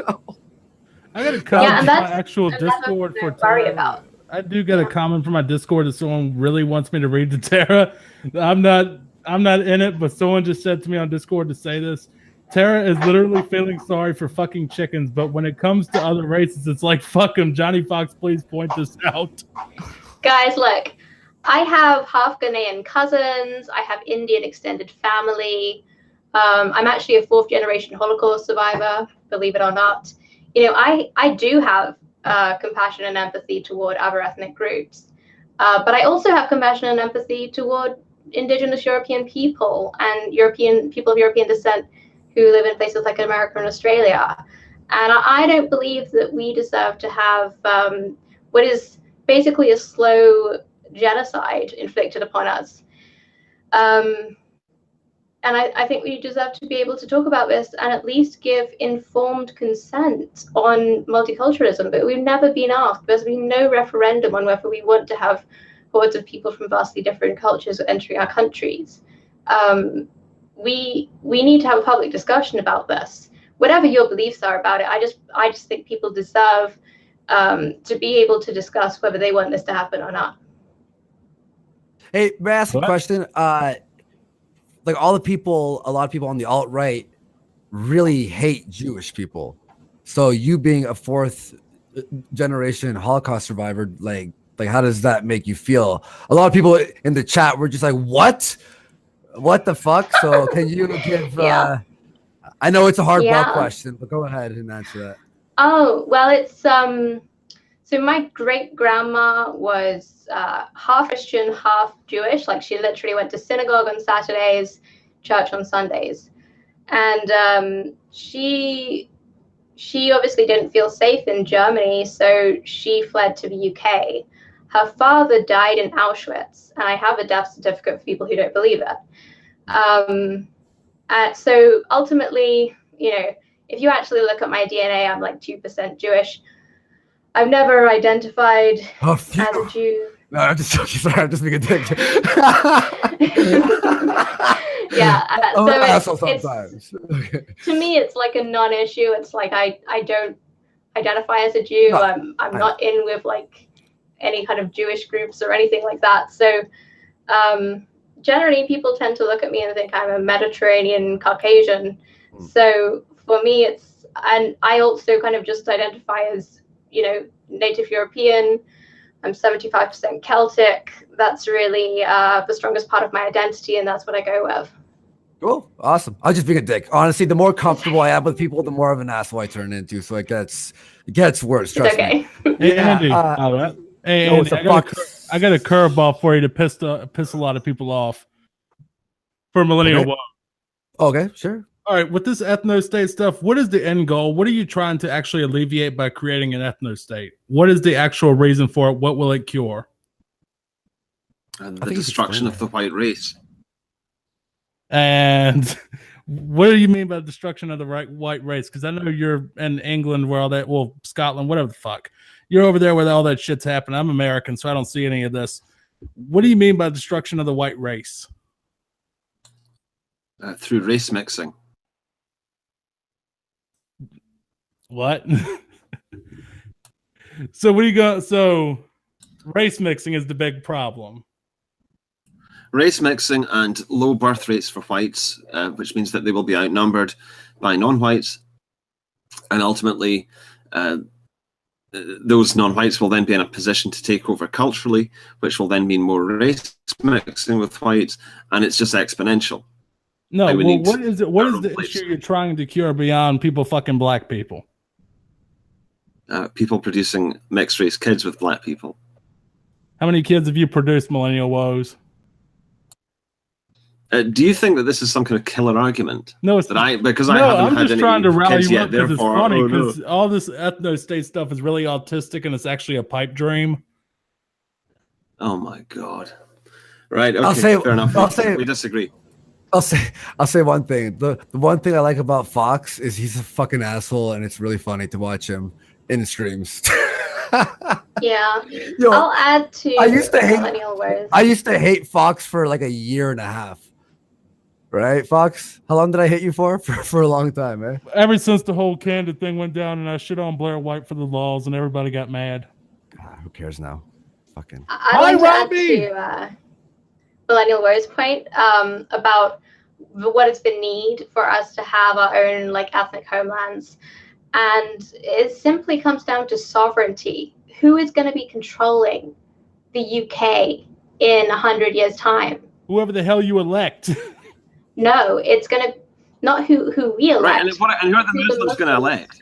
Johnny, who are the Muslims going to elect? We need to get this guy on Kumite because I could get him so riled up. And Hey, Woes. There's a morning show called The Morning Kumite, and it's literally called Internet Blood Sports, where we just go in and we bring people who hate each other and just they fight for like half an hour. It's fucking hilarious. You should do it, dude.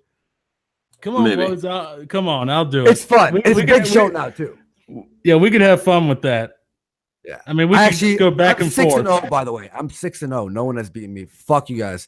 But yeah, we should just wrap it up now. But that was a fun stream, guys. I had a lot of fun there. Actually, by the way, some future episodes. JF, just so you know, we got a black supremacist coming on the show. So we're gonna mix it up there. And we got an Antifa. I was talking to an Antifa yesterday. Neo anarchist, whatever, a communist. And yeah, he was like on the DMs. I was like, oh, okay, yeah, I'll just sign you up. He's like, I want to burn everything. I'm like, yeah, man, totally. Save it for the podcast.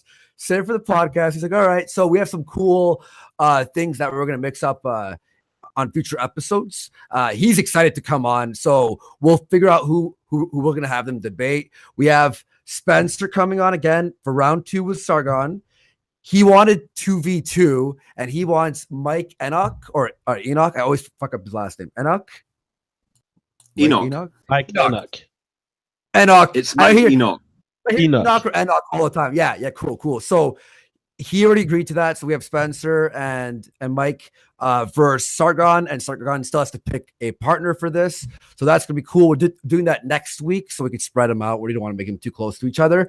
And did we have any other people who wanted to verse each other? Anything, JF? Greg and JF. Wait, there was. Oh fuck. Okay, you know what? Oh yeah, Roosh V. Roosh V wants to be on, and he's gonna take on 4 girls. He's like, put me versus 4 women, but they have to have their webcams on. I'm like, Jesus, okay, man, calm the fuck down. And they put a thumbs up on the DM, and I'm like, okay. Like, honestly, setting these things up is more uncomfortable than the actual event itself sometimes. But I have a lot of fun, and it's really cool to hear different points of view. It's very interesting. Thank you for everyone in the chat. Also, we're going to be reading super chats right now. So we'll do some final words with everyone, and then we'll move on to the post show. Tara. Yes, can you hear me okay? Yeah. Yep. Yeah, okay, great. Well, thanks for having me on. It was great fun. I'd love to do it again. Yeah, for sure. Totally. Oh, and by the way, some people in the chat were like, I want to fucking fight fucking Voosh or Roosh. I would say Voosh. At reply me, hey, I'm down, but you have to have your webcam on. That's the only stipulation. All right, Tara, thank you. Bye-bye. It was a pleasure. Bye-bye. All right, Always later. great seeing you guys. Yeah, cool. Peace out. And Millennial Woes. Hello? Any final words? Yeah, any final words? I know this is the most uncomfortable part. You're just like, I don't know, fucking bye, Andy. No, it's fine. Thanks for having me on. We didn't really talk about the Sargon's thing very much, but I guess we don't know that much about it at this stage. So yeah. I mean, I want to have him on when we talk about that some more too. That'd be interesting to talk to him. He had a pretty intense stream with Medicare, actually. Medicare just found it funny and cringy. Yeah, I think they were both being a bit dickish, to be honest, in that stream. I think Medicare was just being difficult. You know, I mean, Sargon, I don't know. He needs to rethink this whole thing, I think. Yeah, I mean... I think Medicare wasn't being very charitable. Yeah, I think fucking Medicare, though, he's just in it to see blood fucking pour. He doesn't care. So he's like, why are you taking it so seriously? And he's like, because it is important. I will change the title. Thank you very much because we moved on to a million different things. But Millennial Woes, always a pleasure, dude. All right. Thanks very much. Bye-bye. All right. I'll see you later.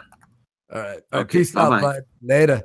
And old Johnny Fox. Jeez, man. You were quiet and then you did not hold back at the end. Of course not. I don't like to interrupt people, but when I see an opening to just go in there and start pissing somebody off, that's what I do. That's what the whole show is. Mm-hmm. What do you have to say to people in the chat who really hate you and were asking me to kick you the whole show? Hate sub me.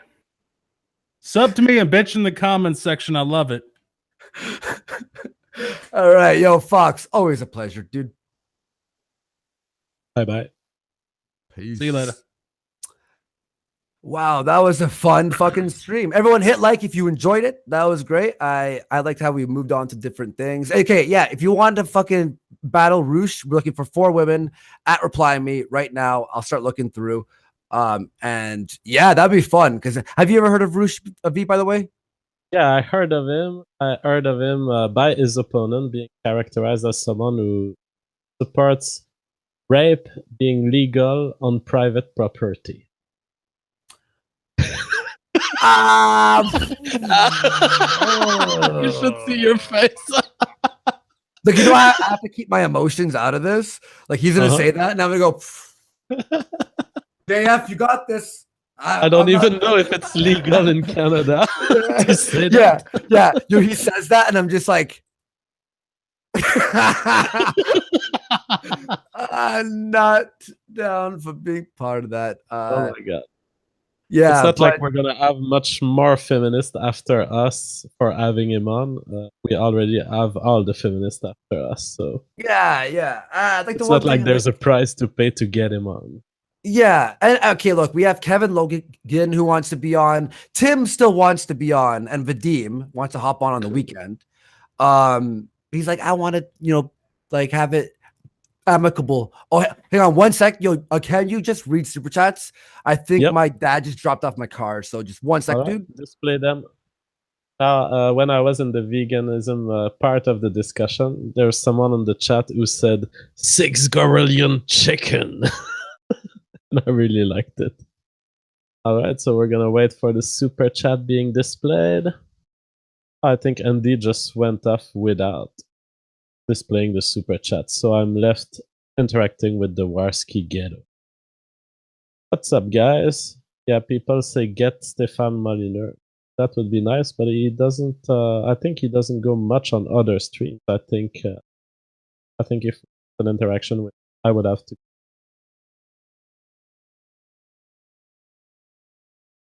So what does the Warski Ghetto add? JF, notice me. You are noticed. Beanhead 159 at 9:55 p.m. Eastern Time. You have been noticed by JF Senpai. How does it feel? JF is love. Alright, so we have the super chats. Interesting hero. $5 US. Boomer genocide now. Day of the pillow approaches. That's rude. Cyclone B, $2 US. Mike Enoch versus Sargon. It looks like it's gonna happen. John Smith, $5 US. Abrahamic religion has destroyed the roots of the European man and his civilizations.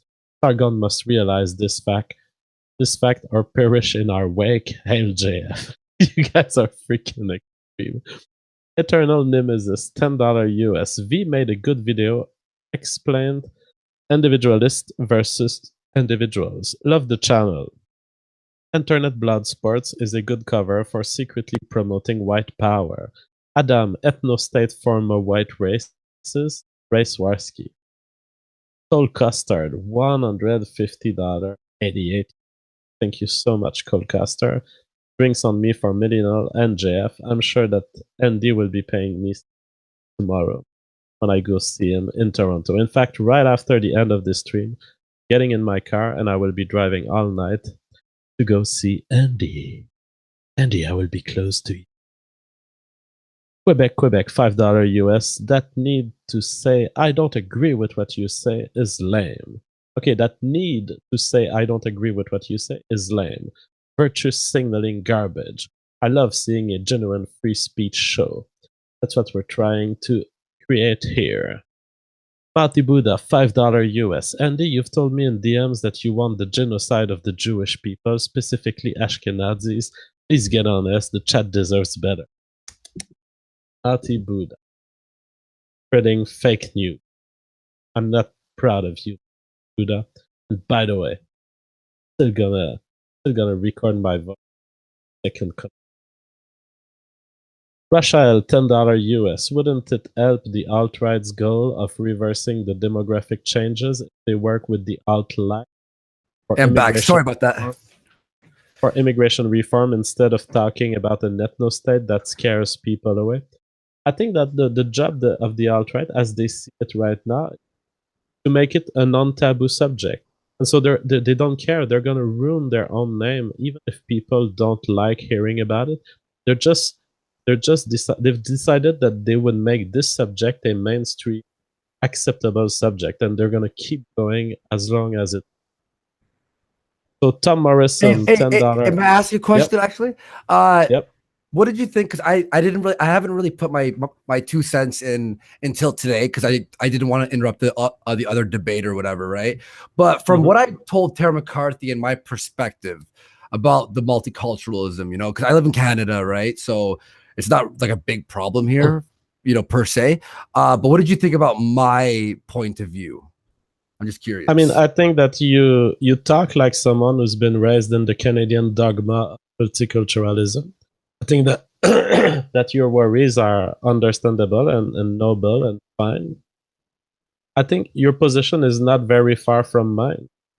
I'm just open to interacting with these people because they are talking about creating a new society, and I'm excited at this idea because a new society is an opportunity for everyone to chime in. Say, well, is stuff that could be better in the way we work in societies? That's why I like the atmosphere a little more than you. It's just that I see it as a blank slate on which we write anything we want about our desires. Hey, your mic's cutting out a little bit, but is that my internet? No, my internet. Let me try to work on it, and if you can read some super chats. Yeah. Where were you, by the way?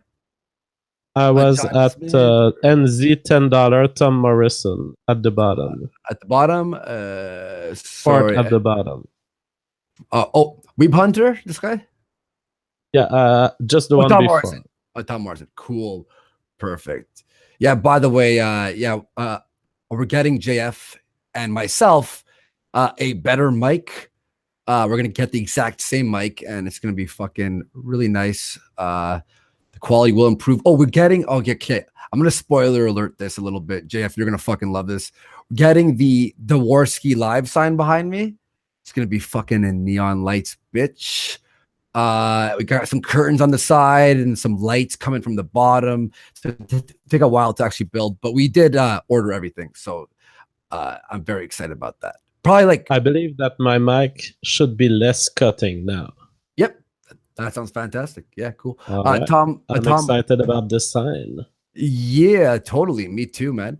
Tom Morrison, 10 New Zealand dollars. Greetings from Kiwiland. Here's one for Andy. Oh God.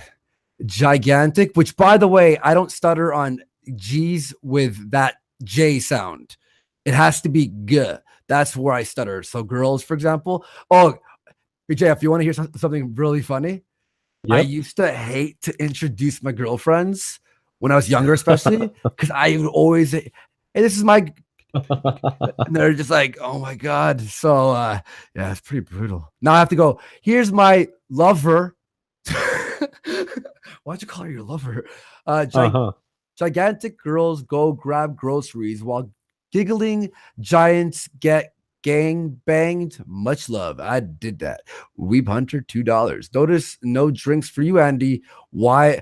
Wonder what? Yeah, someone gave you and fucking Millennial Woes $150. This guy's like, hey, where's your drinks? Here's a fucking toonie. Hopefully you can buy. I'm just joking. Thank you so much, Weeb.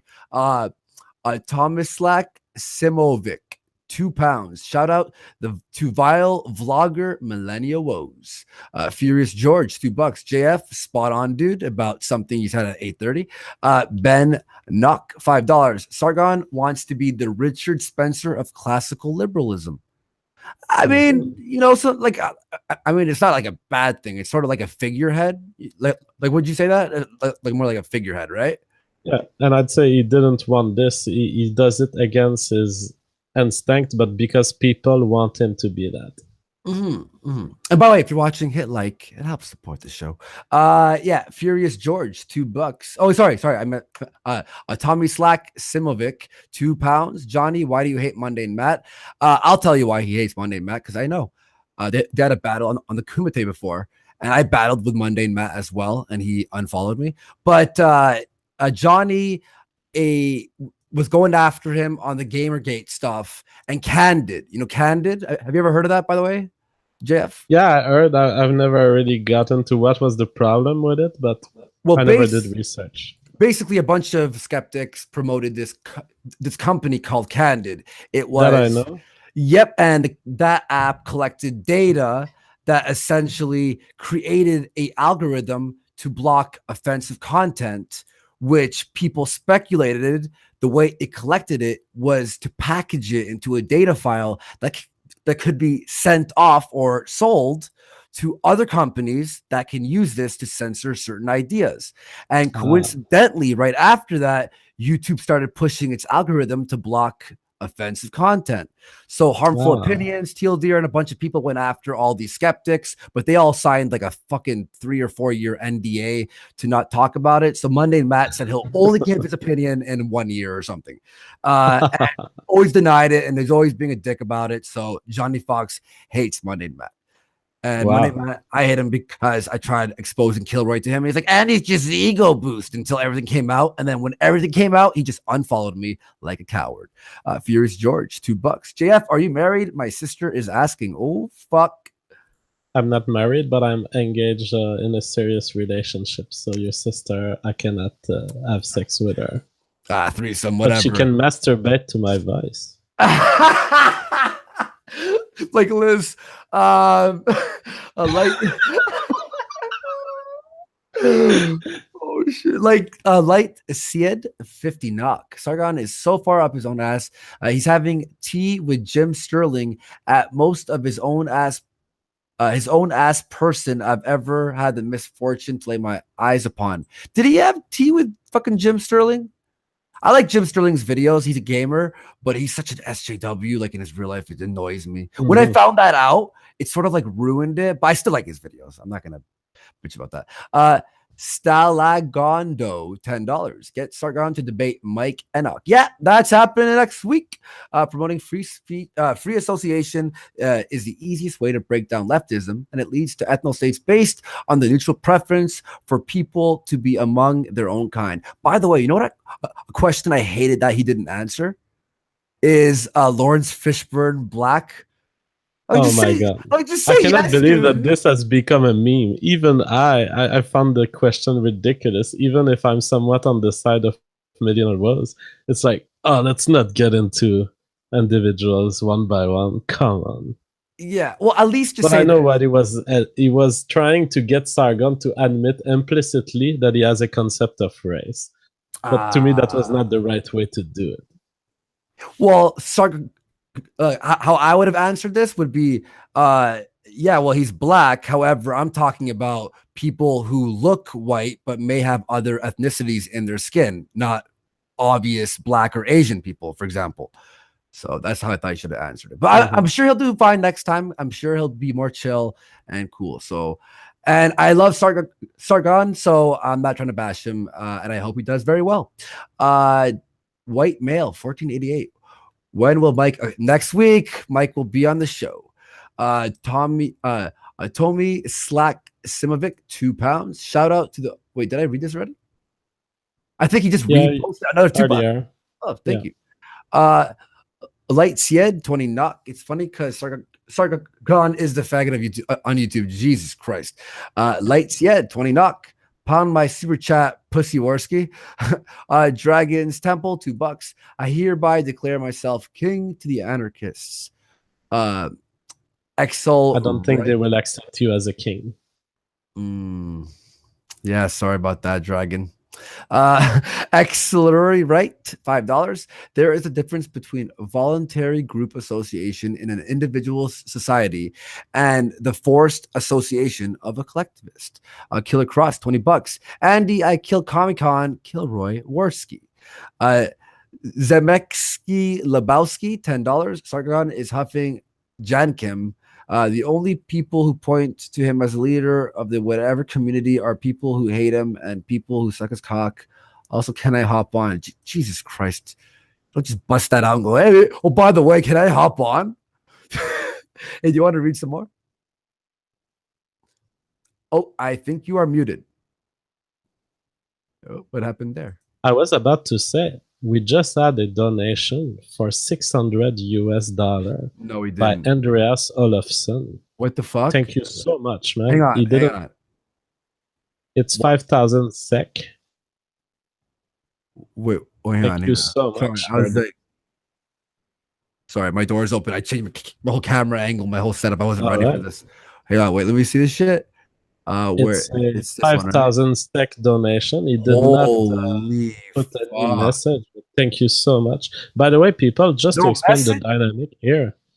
Huh? No message? No, he didn't leave any super chat. I'm going to do the Coach Red Pill clap. Yeah. Yo, man. Holy fuck, dude. Yeah. And to explain the dynamic here, as long as you guys are giving so much super chats, we are totally free to make the content that we want to be as intelligent and as free as we can. And this is not the kind of thing we might explore if there were sponsorship, but the fact that you guys are funding it so much is Like, what allows the freedom of creators. And actually, I wanted to ask the audience this. I want to ask you this. Like, holy fuck! By the way, just wow. Because you guys make this show possible. We're able to, you know, support us as well as the show, and we're going to be building stuff. And by the way, Chris tomorrow will be in. Everyone's like, "Where's Chris?" He's the guy I used to film with, the Asian dude, right? He personally, for him, he was sick of being on camera. He doesn't like live shows as much as I do. He loves what we're doing. He phones me after every show, and he's like, "That was fucking sick, dude. Holy shit." He's more on my side with a lot of stuff. But he wants to meet you, but he's the guy who is organizing all the emails. There was about 700 emails, and he organized it down to about like 30 or 40 guest possibilities. And then he's buying all the stuff for the set, and he'll also be in studio here while I'm doing the show with JF, changing cameras, because we're going to have multiple cameras, have the OBS running with images. If someone donates like a cool fucking super chat, that's a great comment, he'll put it on the screen type thing. So we are working to make the show better. Hopefully, like, what day is it today? He said first week of February, it's all done. We're going to slowly implement things. So yeah, the show will get something better. I never really understood. You guys have marketed yourselves as the Warski brothers. Yeah, well, no, we used to do like skits and stuff. And he's your brother? No, he's not. He's not. Yeah, okay. Oh shit, JF doesn't know the comment. The alt-right keeps asking me. You have to clarify here. He's not. Oh, by the way, he's like fucking all the guests we had in here. He's like their worst enemy. He's half black and half Asian. Oof. He's like, yo, could you ask him if I could go in the ethno state, like, but like using you as a sponsor? I'm like, all right, I'll ask him. He gives no fucks, by the way. If you pulled the idea that you guys were brothers, I think we could market ourselves as the Warski brothers. I would be Gene Warski. Yeah. Yeah, well, I mean, it's a fake last name, so we ended up just using it for fun, I guess, whatever. But he's going to be managing a lot of what we do because it's like really overwhelming. But yeah, man, it's fucking, we did that for a while. We did skits a lot, and then we did like the rants, the anti-SJW stuff, and then we got really bored of it, and then I was trying to find my way, but then I couldn't. And when I opened my eyes last month to everything that was happening, it sort of propelled us into this, which I'm very happy and I'm very excited for the future of the show too. You know what I'd like us to think about? Maybe a little safe space for leftism, because it's great to have the alt-righters here. I don't want them always here. I'd love to go deep into the leftist arguments and offer them a place to really express them without having a full opposition. That's also something we should think about. Well, I was doing a show with Tim, and he was apprehensive at first. Like, he's like, hey, and I did 2 or 3 episodes.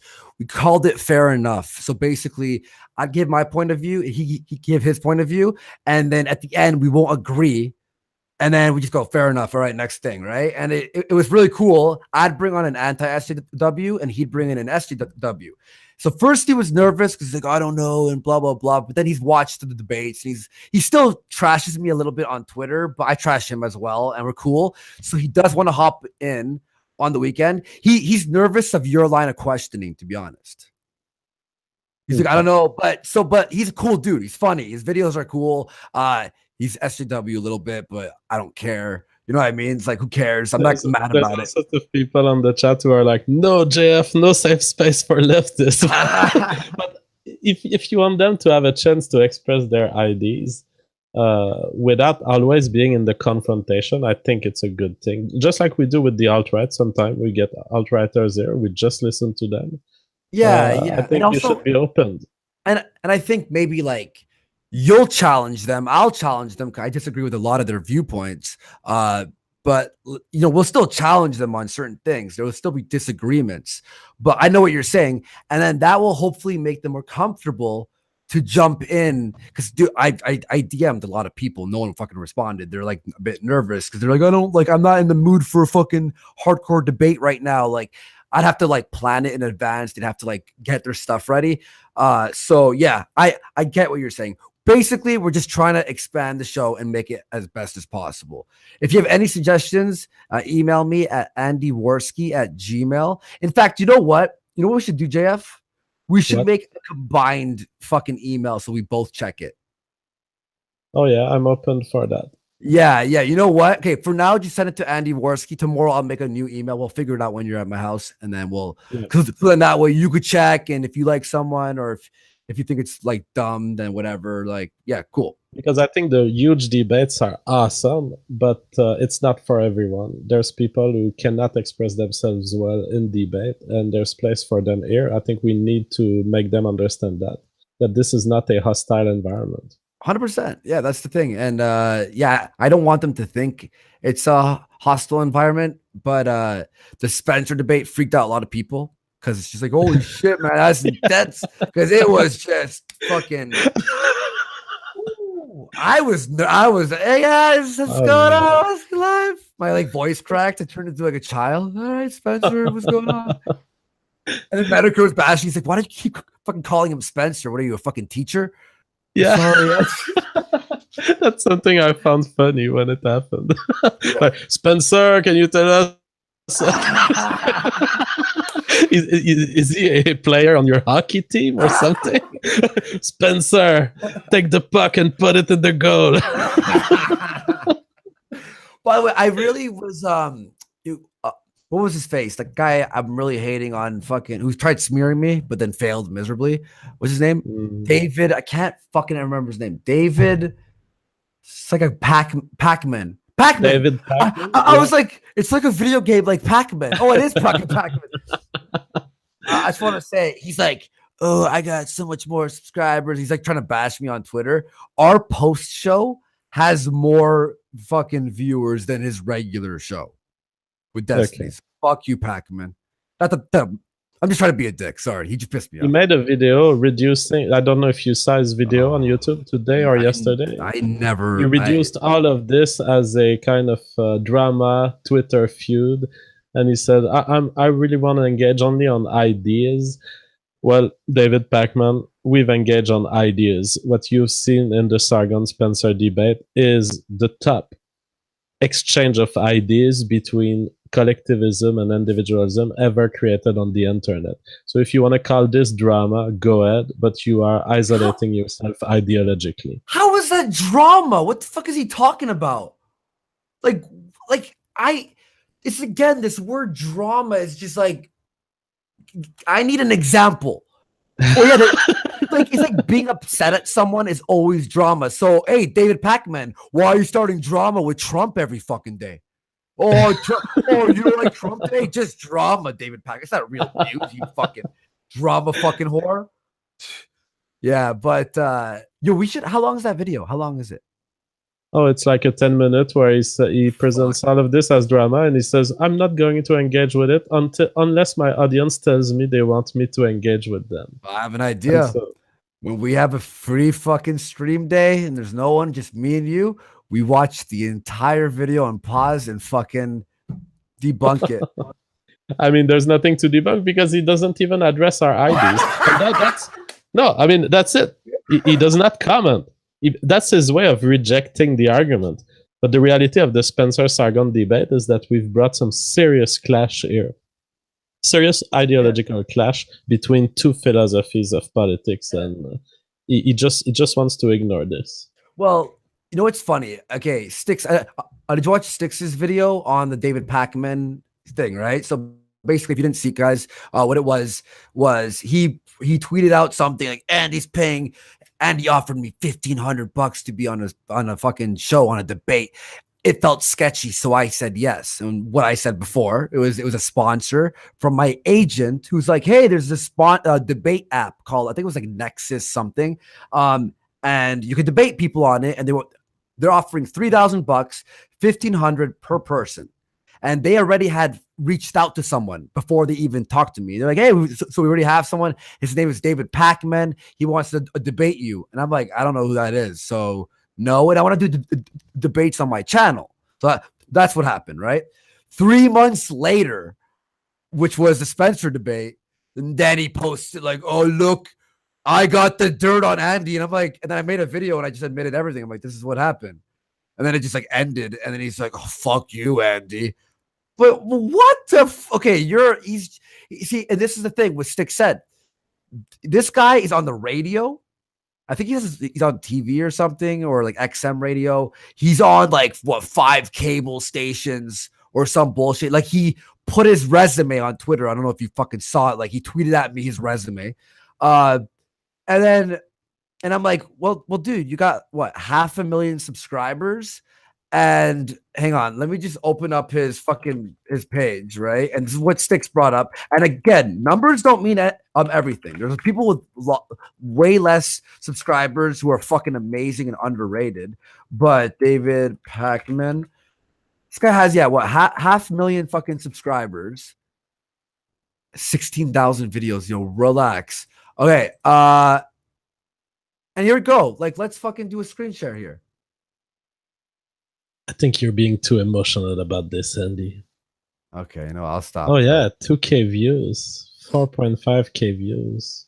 Okay, I'm emotional. So he's a chain producer. But the only reason that I'm pissed off about this is because he tried smearing me. It's like, dude, talk to me. Like, reply me. Yo, Andy Warski, I didn't like that debate you did. Hey, why did you offer me this? Like, just say it. Don't go like, I will ruin Andy. I'm sick of this I want to ruin Andy bullshit. Like, if you want to ruin me, have something that's good. Okay? Like, please, anything. Like, I swear to God, if it's good, I'll be like, fuck yeah. You know what? You got me there. You know what? Yo, I'm serious, too. I think Destiny caught me on something once. And I was like, all right, it was like a headline I posted, and it was like, I didn't read the full thing, and it was like a little bit misrepresented. And I was like, yo, fucking, you got me. And then I put it on Twitter and shit, and I told people, fucking, and then I stopped doing headline fucking videos, because, yeah. Anyway, so, super chats. We read the rest of the super chats, because as soon as we finish the super chats, I get in my car and I drive to Toronto. Oh, shit. All night long. All right, where are we? Nishan Fernando? Is it here? Yes. Nishan Fernando, $5. Do you think Sargon has Mr. Medicare's docs? He seemed to be hinting that, or no, he does not. Also, where's Chris? I let you know already. Frog Knight Glenn, $2. Like the God Emperor Trump. George Soros Zemacat, $2. Eyebrows not on fleek. What, mine? Oh shit. I'm sorry. I'll work harder next time. Neo Belly, $20. Alt-right debaters must ask individualists if they will accept permanent differences in wealth and attainment between racial groups in their societies. Less government, bigger gap between groups based on aptitude. Striker Quiet, $5. Your problem is that you're offering to change the government rather than deconstruct it.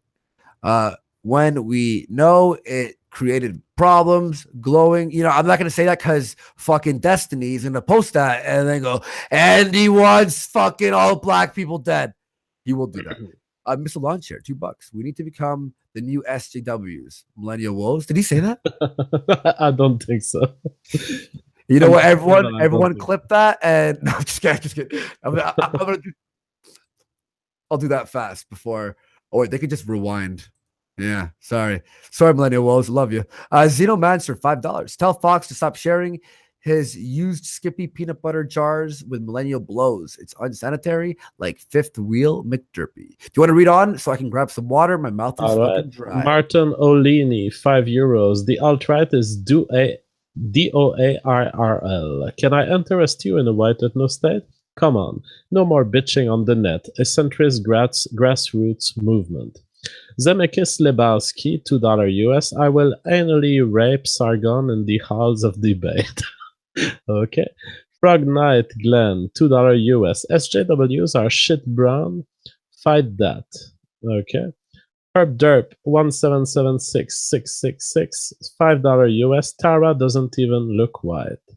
Rick Grimm's $2 US. Andy, you're being intellectually duped by JF's voice.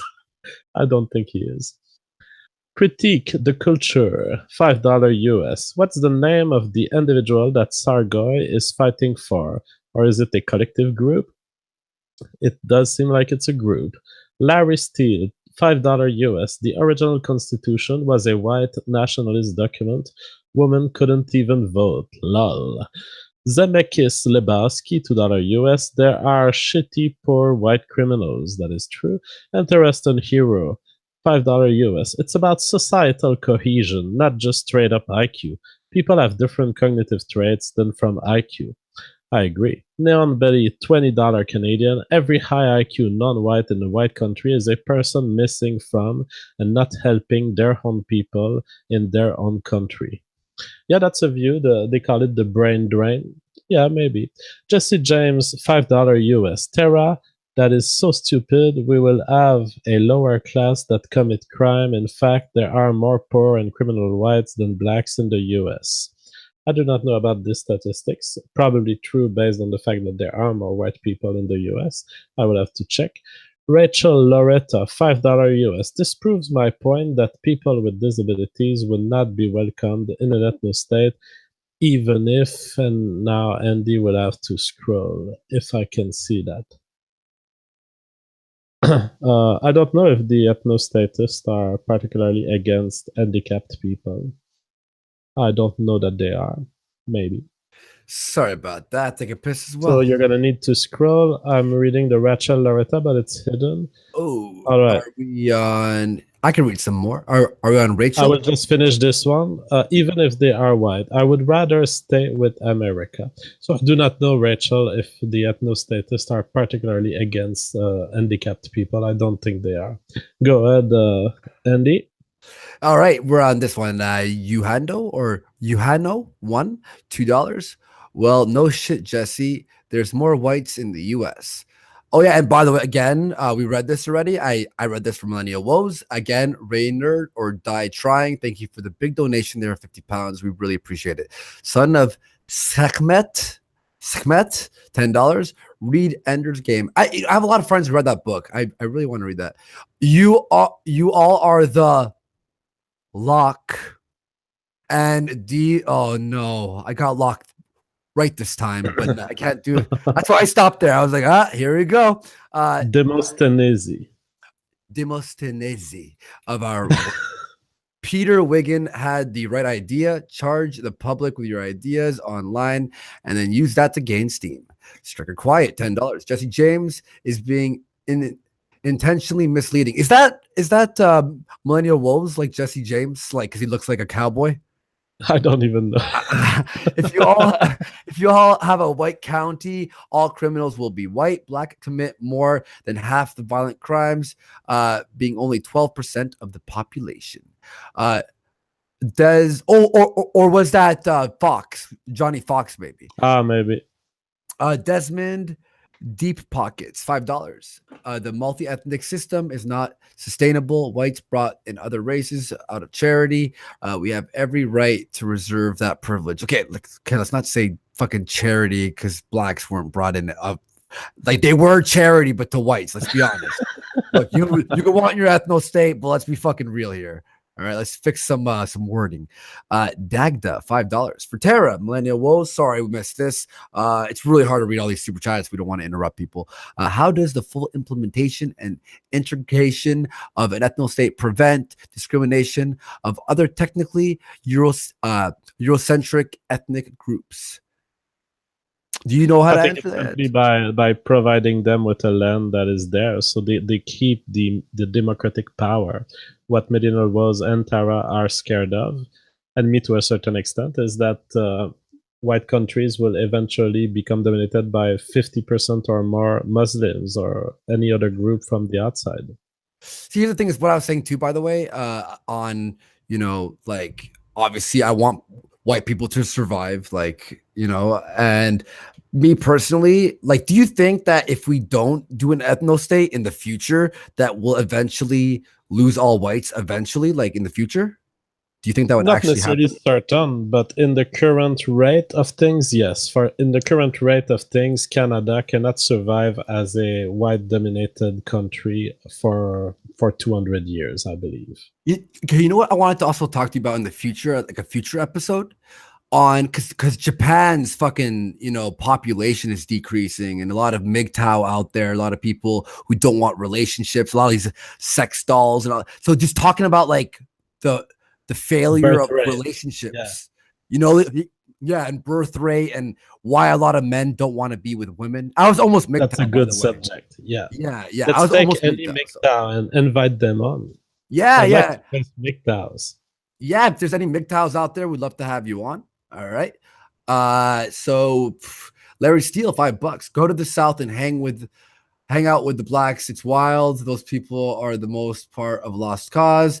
Jurika Samponja, €2. Hashtag Puge did nothing wrong. Greetings from Germany. What's up, Germany? Interesting hero, $20. Thank you very much. White people want a free association from living next to minorities. The U.S. government forces integration. We can't just rely on white flight anymore. Obama's HUD ruined small Midwest white towns by dropping them in blacks from cities. Is MW a Midwest? I'm assuming that's right. Probably, or maybe no. It's not the state. Montana would be MT, I guess. Yeah, maybe. Oh, my bad. You know why I'm thinking MW is Midwest? Because at Whole Foods, it was Whole Foods, and like the code was MW for the Midwest regions. That's why I thought that. Flanders Bowler, $2. JF Oni-chan, I want your cummies. Furious. Oh, by the way, Tonka in the morning on the Kumite. They get to 2,000 viewers, by the way. He does the best JF impression. He held you for like half an hour. I don't know if I want to listen to it. Oh, it's beautiful. No, it's beautiful. Dude. I feel like it's the sewers of the internet. I feel like just letting it enter my ear would be like getting dirty. I would need to take a shower. Furious George, $10. Andy Wars. I hate when people spell it Warsky. Let's take V. Always Warsky. Andy Warsky speaks the truth. Jane and Finch is a tough place to raise children. I know 2 people who died there because it's a fucking rough neighborhood. Texture Puma, $5. Sargon can't affect political change, but my ethno state is totally going to happen. Jesse James, $5. Striker Quiet. I didn't have room for per capita. Oh, Jesse James and Striker are doing super chats versus each other. Oh, that's what it was. That's who Jesse James is. Yeah. But she said she wouldn't have a lower class or criminal element, and we would still have millions. Larry Steele, $2. Only thing cheaper than a Jew is an anti-Semite. The Dashing Rogue, $10. Why is Tara talking about the us? She is from the UK. She does not have a US. Does she even have a US citizenship? Why can't Americans have national sovereignty, and why can't Europeans stick to their own dumpster fire of a nation? This guy is very mad. Faisal N, $20. Thank you. Why not do what other ethno states do? They don't have laws that allow only one race. Stop welfare, immigration, and socialism, and you will have an ethno state without all this alt-right. Seems like you want more than an ethno state. Do you have anything to say about that, JF? They don't have laws that allow only one race. Stop welfare, immigration, and you will have an ethno state without all this alt-right. Well, I think that the point of the alt-right is mostly the immigration policy. The welfare, they take issue with it because it's a cost for society, but I don't agree that... Yeah, I agree that if you were to block immigration, you would have effectively an ethno state. Sounds good, dude. The problematic programmer, £5. Tara doesn't understand the difference between meritocratic immigration and mass immigration. All right, I'm learning new words. Yeah. Hey, by the way, I've noticed that on this episode, I'm getting better at pronouncing words. You are. Because I'm literally trying to do it as slow and precise as possible. I still stutter though, so sorry about that. Absolutely. All right, Jay, you want to read some more? We're almost done. Dave on duty, or Devon duty. $2 CA. Bro, you can't fucking go on Jemima like that. That was the most hilarious thing. No, but When see, you absolved, you said on Jemima did nothing wrong. yeah. Well, I was talking about the crime stats, right? And I'm like, 13% of black people cause 55% of the violent crimes. However, it's young males, right, that do most of the crime because Aunt Jemima ain't doing the crime. So I was backing her up, dude. I was backing her up, Dave. Exactly. Red Strange, $10 US. Listen to the Daily Show on the rightstuff.biz. Break here, $14.88 US. Race Warski now. Max France, £2. JF is a Down syndrome Adam Sandler. I feel like I'm gonna get this. I feel like I'm gonna get these messages for months. Lightseed, 20 knock. Never trust a woman on politics. Well, that is a radical statement. Dragon's Temple, $2 US. JF Senpai noticed me. Kia! Ali, £5. Let Andy read this. Go ahead, Andy. Oh boy, you guys. The G Unit, it's again. The greedy Greek geek agreed girls giggle at glum guardsmen guarding gates while gray geese graze gardens. Whoa. That's great. I don't think I stutter on G.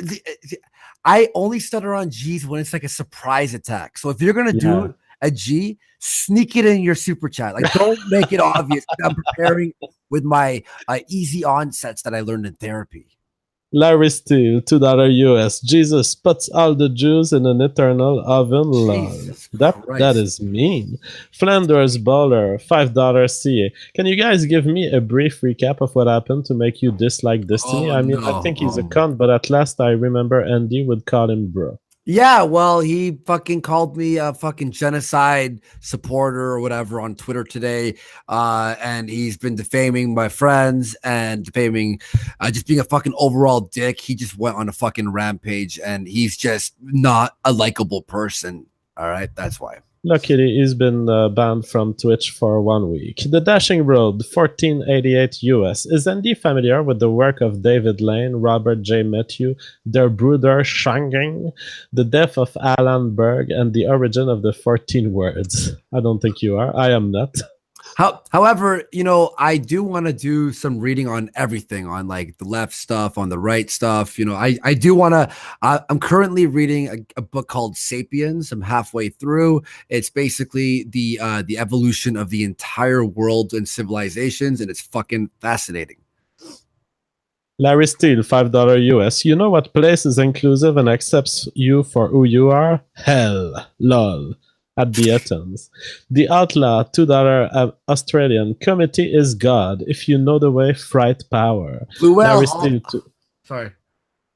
Larry Steele, $2 US. Lol at all the mad Athens that are going to hell. Mike, 15709, $2 US. For Tara, will you sit on my face? That is very sexual in nature. Death to Monday, £5.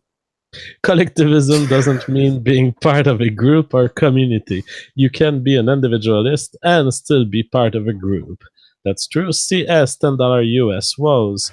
Do you think that WN is a distinctly American ideology? It seems that due to its unique conception, a singular racial identity would be necessary for the alt-right's goals. Europe arose more tribally. I think that Spencer had some words on this, but I don't know the position of Millennial Woes on this. No, $10 US. Denying collectivism is denying biology. E.O. Wilson's The Social Conquest of Earth comes to mind. I think JF should at least know of Mr. Wilson. I do know. I think that it was a great book, but it was... I don't like Wilson's interpretation of the relation between evolution and social phenomena. I think he's not as extreme as Richard Dawkins, and I stand much more with Richard Dawkins. Carly Star, $5 CA. For Tara, what do you have to say to white people like me that want no part in your ethno-state? Well, I have to say you can do whatever you like. This is a free country, and I'm totally fine with this. Light says 20 knock. Whoa, it just vanished. Sorry, so where'd it go? Wait, did I lose it? 20 knock. It was 20 knock. It's higher than this. Yeah, sorry. When it updates, it just fucking... Yeah. 20. What the hell? Where'd it go? Where did that go? Higher. Higher? Oh, Jesus Christ. Higher. We got some to read. Oh. There we go. Sorry about that. Well, okay, thinking about it makes me want to eat more meat. Me too. The Outlaw, $5 Australian, not disgusted about the animals killed to protect the food for vegans eat, rabbits, insects, etc. That's a good question. Veganism does have impacts on insects and lives in general. Schism, $5 US. If you haven't read Haidt's Righteous Mind, you likely not have a good understanding of source of religious belief and why individualism sucks. I do believe that it's a good start, Righteous Mind. It is not an evolutionary theory of religion in the complete sense in the way I envision it, but it's a great philosophical book. The Crimson Satire, $5 CA. I am unapologetically omnivorous. I barely care about humans. Why should I care about an animal I have no emotional attachment to? Well, some seem to have a great emotional attachment. American Nationalists, $1 US, no message. Thank you for the donation. Mike, $5 US. Stop the vegan talk, please. Also, Tara, a good sausage will change your mind on veganism. I think that she had a taste of them, but she's not. She's decided to go vegan. I think he means dick in that. Yeah. Andy, you autistic fuck. I was trying to get this subject away from sex, and you waste it. I'm trying to make this a family show. Okay, PG-13, go. All right, Mike. Okay, Cool Board 9. Okay, go ahead. I'll pound through some super chats. Cool Board 9, $5. Gas to vegans. Larry Steele, $2. Chickens like black people shouldn't be in zoos. Ajurika Sambonja, €5. Chicken farm ethno state equals new meme. The problematic programmer, £5. I've shot animals, etc. None of what Tara says is accurate. Bailey J, $10. Why should the division be on ethnic lines rather than ideological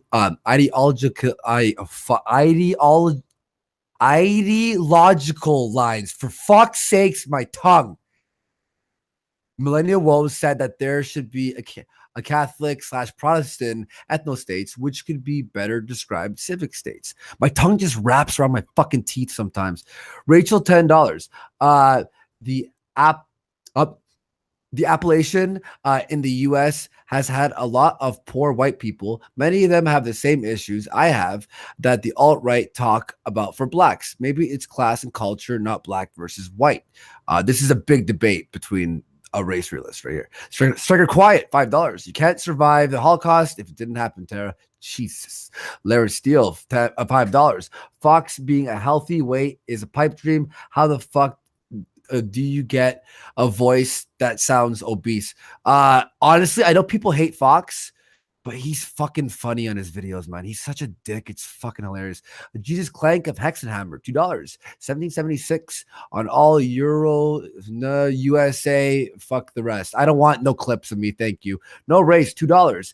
Is Canelo Alvarez white? White male, $5. Tell Fox that I'm a white Southern Christian like him and that letting Muslims take over the West is not helpful.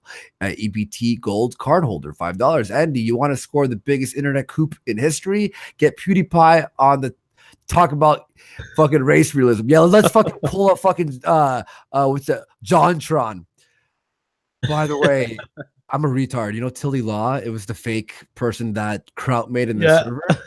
There was a person on Twitter who I actually followed, and I'm like, hey, you should be on the show. And then I'm like, they responded like, yeah, when do you want me on? And I'm like, Tilly Law, where did I hear that name before? you got Operation Mincemeat. I did. And then I was like, oh, Tilly, like days later, fellow comrade. Yeah, I'm like, I have that scientist. I have to message back. And I'm like, wait a second. Oh, I fell for that shit. I think until like yesterday, like the entire It's amazing week. Because there's not a single crowd plan that didn't effectively work. Yeah. Well, all of his paranoid plans, they all worked in some way after he left the internet. Oh, I mean, they had like a Twitter photo and a bio, and I'm like, this seems like little pure legit. Anyway, fellow comrade, $2. Why is being anti-Islamic considered hate speech? Problematic white knight, $5. Obviously, Johnny Fox is a bitch. He only is religious because of his wife, not because he has any convictions. Total coward. Recovering neat, 420. How do I join the Liberalists? DM Sargon. Oh wait, he's not on Twitter. I don't know then. Mark the question, $10. Might I suggest Liana K, a known feminist gamer, to go against Roosh V, but I don't know if she would go for it, but you can always try. Much love again to you guys. Noslin, $5. What would be the minimum size for an ethno-state to be viable?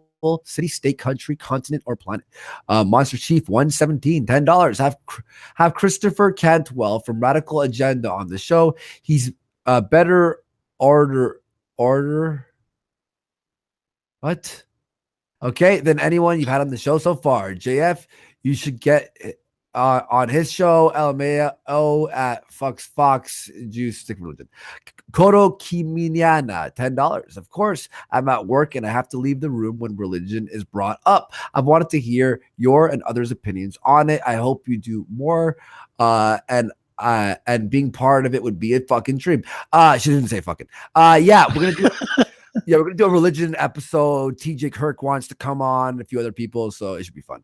Problematic white knight, $2. It's not a new society, JF. It's a return to the old. Striker Quiet, $2.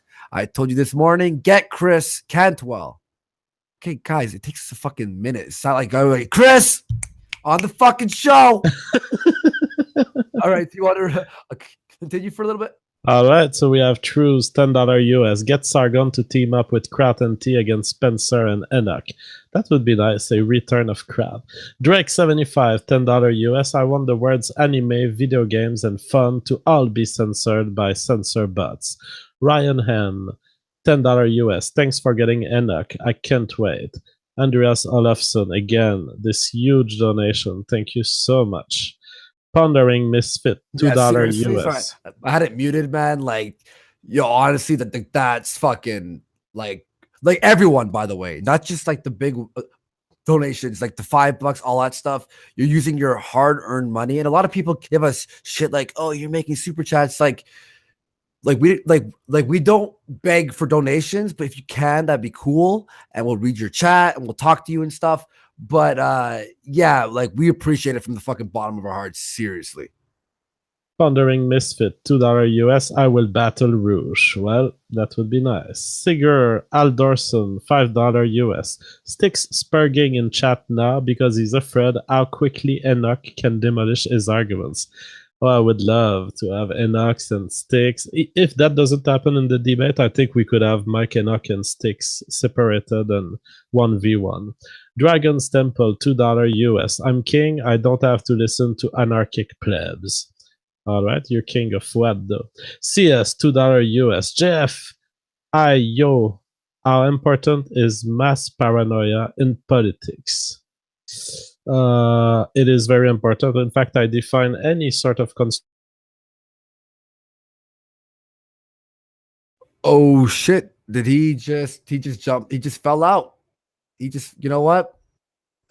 He should join back in. I'll continue reading. He's probably, his internet dropped. JF, where are you? I was scared. I was wondering where the fuck you were. I thought you quit. I disappeared. Sorry. Go ahead, dude. Where was I? Dragon's Temple, $2 US. I'm king. I don't have to listen to anarchist plebs. Oh yeah. CS, $2 US. Jeff, how is a mass paranoia important in politics? I believe it is a lot. Every strawmanning you see, every attribution of intent you see that was not expressed is a form of paranoia. Zemeckis Lebowski, $2 US. Sorry, I'm a spurg. We still love you, though. Interesting Hero, $5 US. What if YouTube disables Super Chat or shuts down your channel? What is the backup plan? I have a feeling they will shut you down at some point. Honestly, I'm gonna tell you right now, YouTube look, we were #1 trending, and YouTube has not demonetized any of the streams except for one. And when I clicked appeal, within fucking 5 minutes, there was a manual review and it was accepted. And I think the reason is because we have a bunch of people on. And there's definitely some people from YouTube who are watching us and see that we're giving everyone a fair shake. And we try to keep it as legit as possible and not dropping like the N-bomb every 5 seconds or anything like that. Like, you know what I mean? So yeah. That's great to hear. Yeah. So we're in good position. Killer Cross, $20 US. Thank you for bringing Tara on. There shall be no peace until a free Ireland. Woke Center Left, $5 US. For some SJW cringe, check out the video on my channel. Woke Center Left, people. Chuck Finks, $25 US. Thanks for setting up the Enoch Spencer versus Sargon to be determined debate. You dudes deserve the super chat bucks. Thanks for saying that. Anonymous 1488 CA. Majority white human ethnostate Zogros. I don't know what that means. Flandres Ballers $5 CA. Andy, don't lose your way in your mind. We have to be as one. Don't be afraid, my sweetheart. This is the way to be more strong. Lelantos $2 US. JF end the stream with the pimp's prayer. I don't know what's the pimp's prayer. Viking Insane, $2 CA. I want to ruin Andy. Wait, are you Adam or Andy? Bastia Report, $2 US. Love to join the discussion in the future. Sure, it's pretty much open. If you have anything to say that's interesting to an audience, I believe we could welcome pretty much anyone on this platform. I think we're going to also set up a Discord for calls in the future. Yeah. Once we have the OBS running and stuff. So that will be cool. And then we'll have a call-in show and take phone calls and all that stuff. So it'd be cool. Interested Hero, $2 US. They outright knows the way. I don't know if it's an imitation of my accent, but can you scroll? Oh, yep. All right, Theodore McCarthy, $2 US. I just wanted to hear you say my name. Theodore McCarthy. No race, $5 US. I want to debate two ethnonats and JF. Wow, that's ballsy.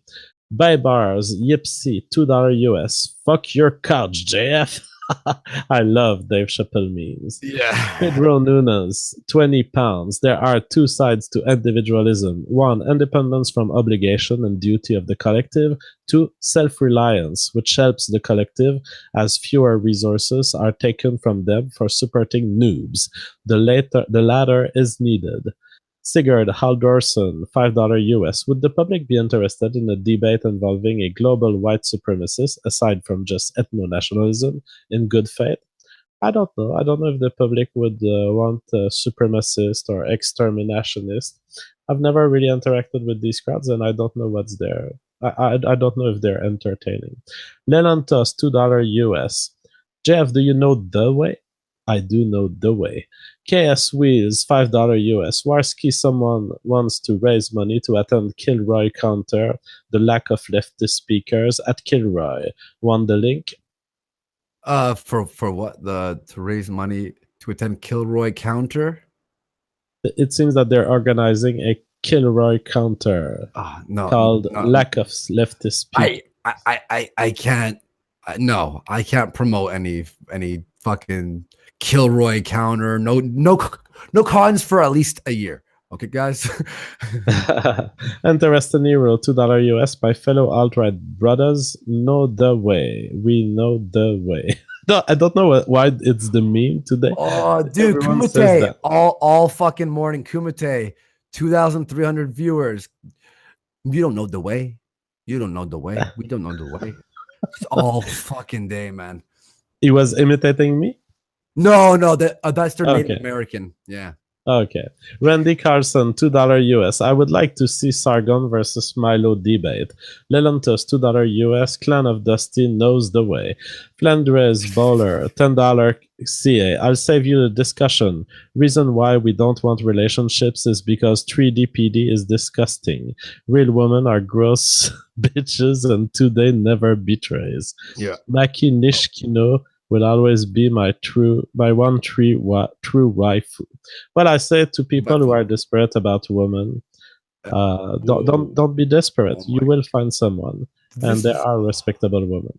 Jesus, guys. Lord Thurrock's 2 pounds. Turd flinging monkey / thinking ape are good. MGTOWs, cool. CS, $2. JF's definition of weaponized autism. Viking Insane, $2. Not looking forward to picking up dog shit in my yard. Mike Senpai, $5. Toronto meetup, when and where? We'll plan it soon. Texture Puma, $5. Sticks, please say hi to me in the chat. It would validate my existence. Cassie B, $2. Adam's not a genocide supporter. He's a genocider. CS, $5. Andy will read Duran's Story of Civilization for an overview on the rise of the historical, political, and philosophical conceptions. Stephen Sperling, $5. Will you ever re-upload the roast of Andy Dvorsky? No, I won't. Dragon's Temple, $5. In all seriousness, I want to be on with the anarchist you mentioned earlier. See my Twitter. You replied to me. Cool, I'll check it out. Azrukul, $2. Andy Race Dvorsky is a reactionary dupe. Fellow comrade, $2. But really, why the anti-Islam hate speech? Randy Carlson, $5. I have MGTOW for 10 years now. Would love to see your opinions on it. When would you do a live stream? We'll plan it soon. Cassie B, $2. Donations to not have TJ's cringy ass on. White male, $5. Get Sam Hyde on the show and talk about SJW, censorship, and comedy. Interest Hero, $2. Sticks and I'm Enoch Kumite when Sticks really dislikes them. Key Ray, $5. Check your private messages on Discord. JF, I have the same screen name there. I sent a message for this super chat there. Groster, $5 on race mixing. Choose a life partner is the most personal and private choice. What do you think you are to be telling people who you partner with? Flanders Bowler, $2. JF, your accent is not the way. You are a fake queen. Aiden, $5. Make JF co-host is the best business move Andy will ever make. Great show, fellas. Keep up the good work. Angelo Villasol, $5. I want JF to say this. I ate too many beans, so I have been 14 all day. I ate too many beans, so I have been 14 all day. Interest Hero, $2. The liberals do not know the way, my brothers. Striker Quiet, $2. JF, please say Glowing Dog. No, do not say that. Already Grib done, 20 knock. JF debate Arvol on veganism and ethics. Drake 75, $5. Click. Interest Hero, $2. Liberals give the bola a spin on them comida. Q ball, $5. You can't jack off the dog to feed the cat. Shit don't work. Flanders Bowler, $2. He smells like Ebola. Spin him. Click. Thank you, everyone, very, very much. Sorry, I just tore through that because everyone's just donating $2 and $5 at the end just to make it longer. So thank you very much for watching. That was a fantastic show. And JF will be in studio, and I have to hurry up because this motherfucker has to drive all night. And I will see you tomorrow at around 11 o'clock, JF, at the secret meeting at the Clan House. I'm just joking. It's not Clan House. It's a place where we're just meeting to hang out. All right, guys. We'll see you later. Love you. Bye-bye. Donating. Peace.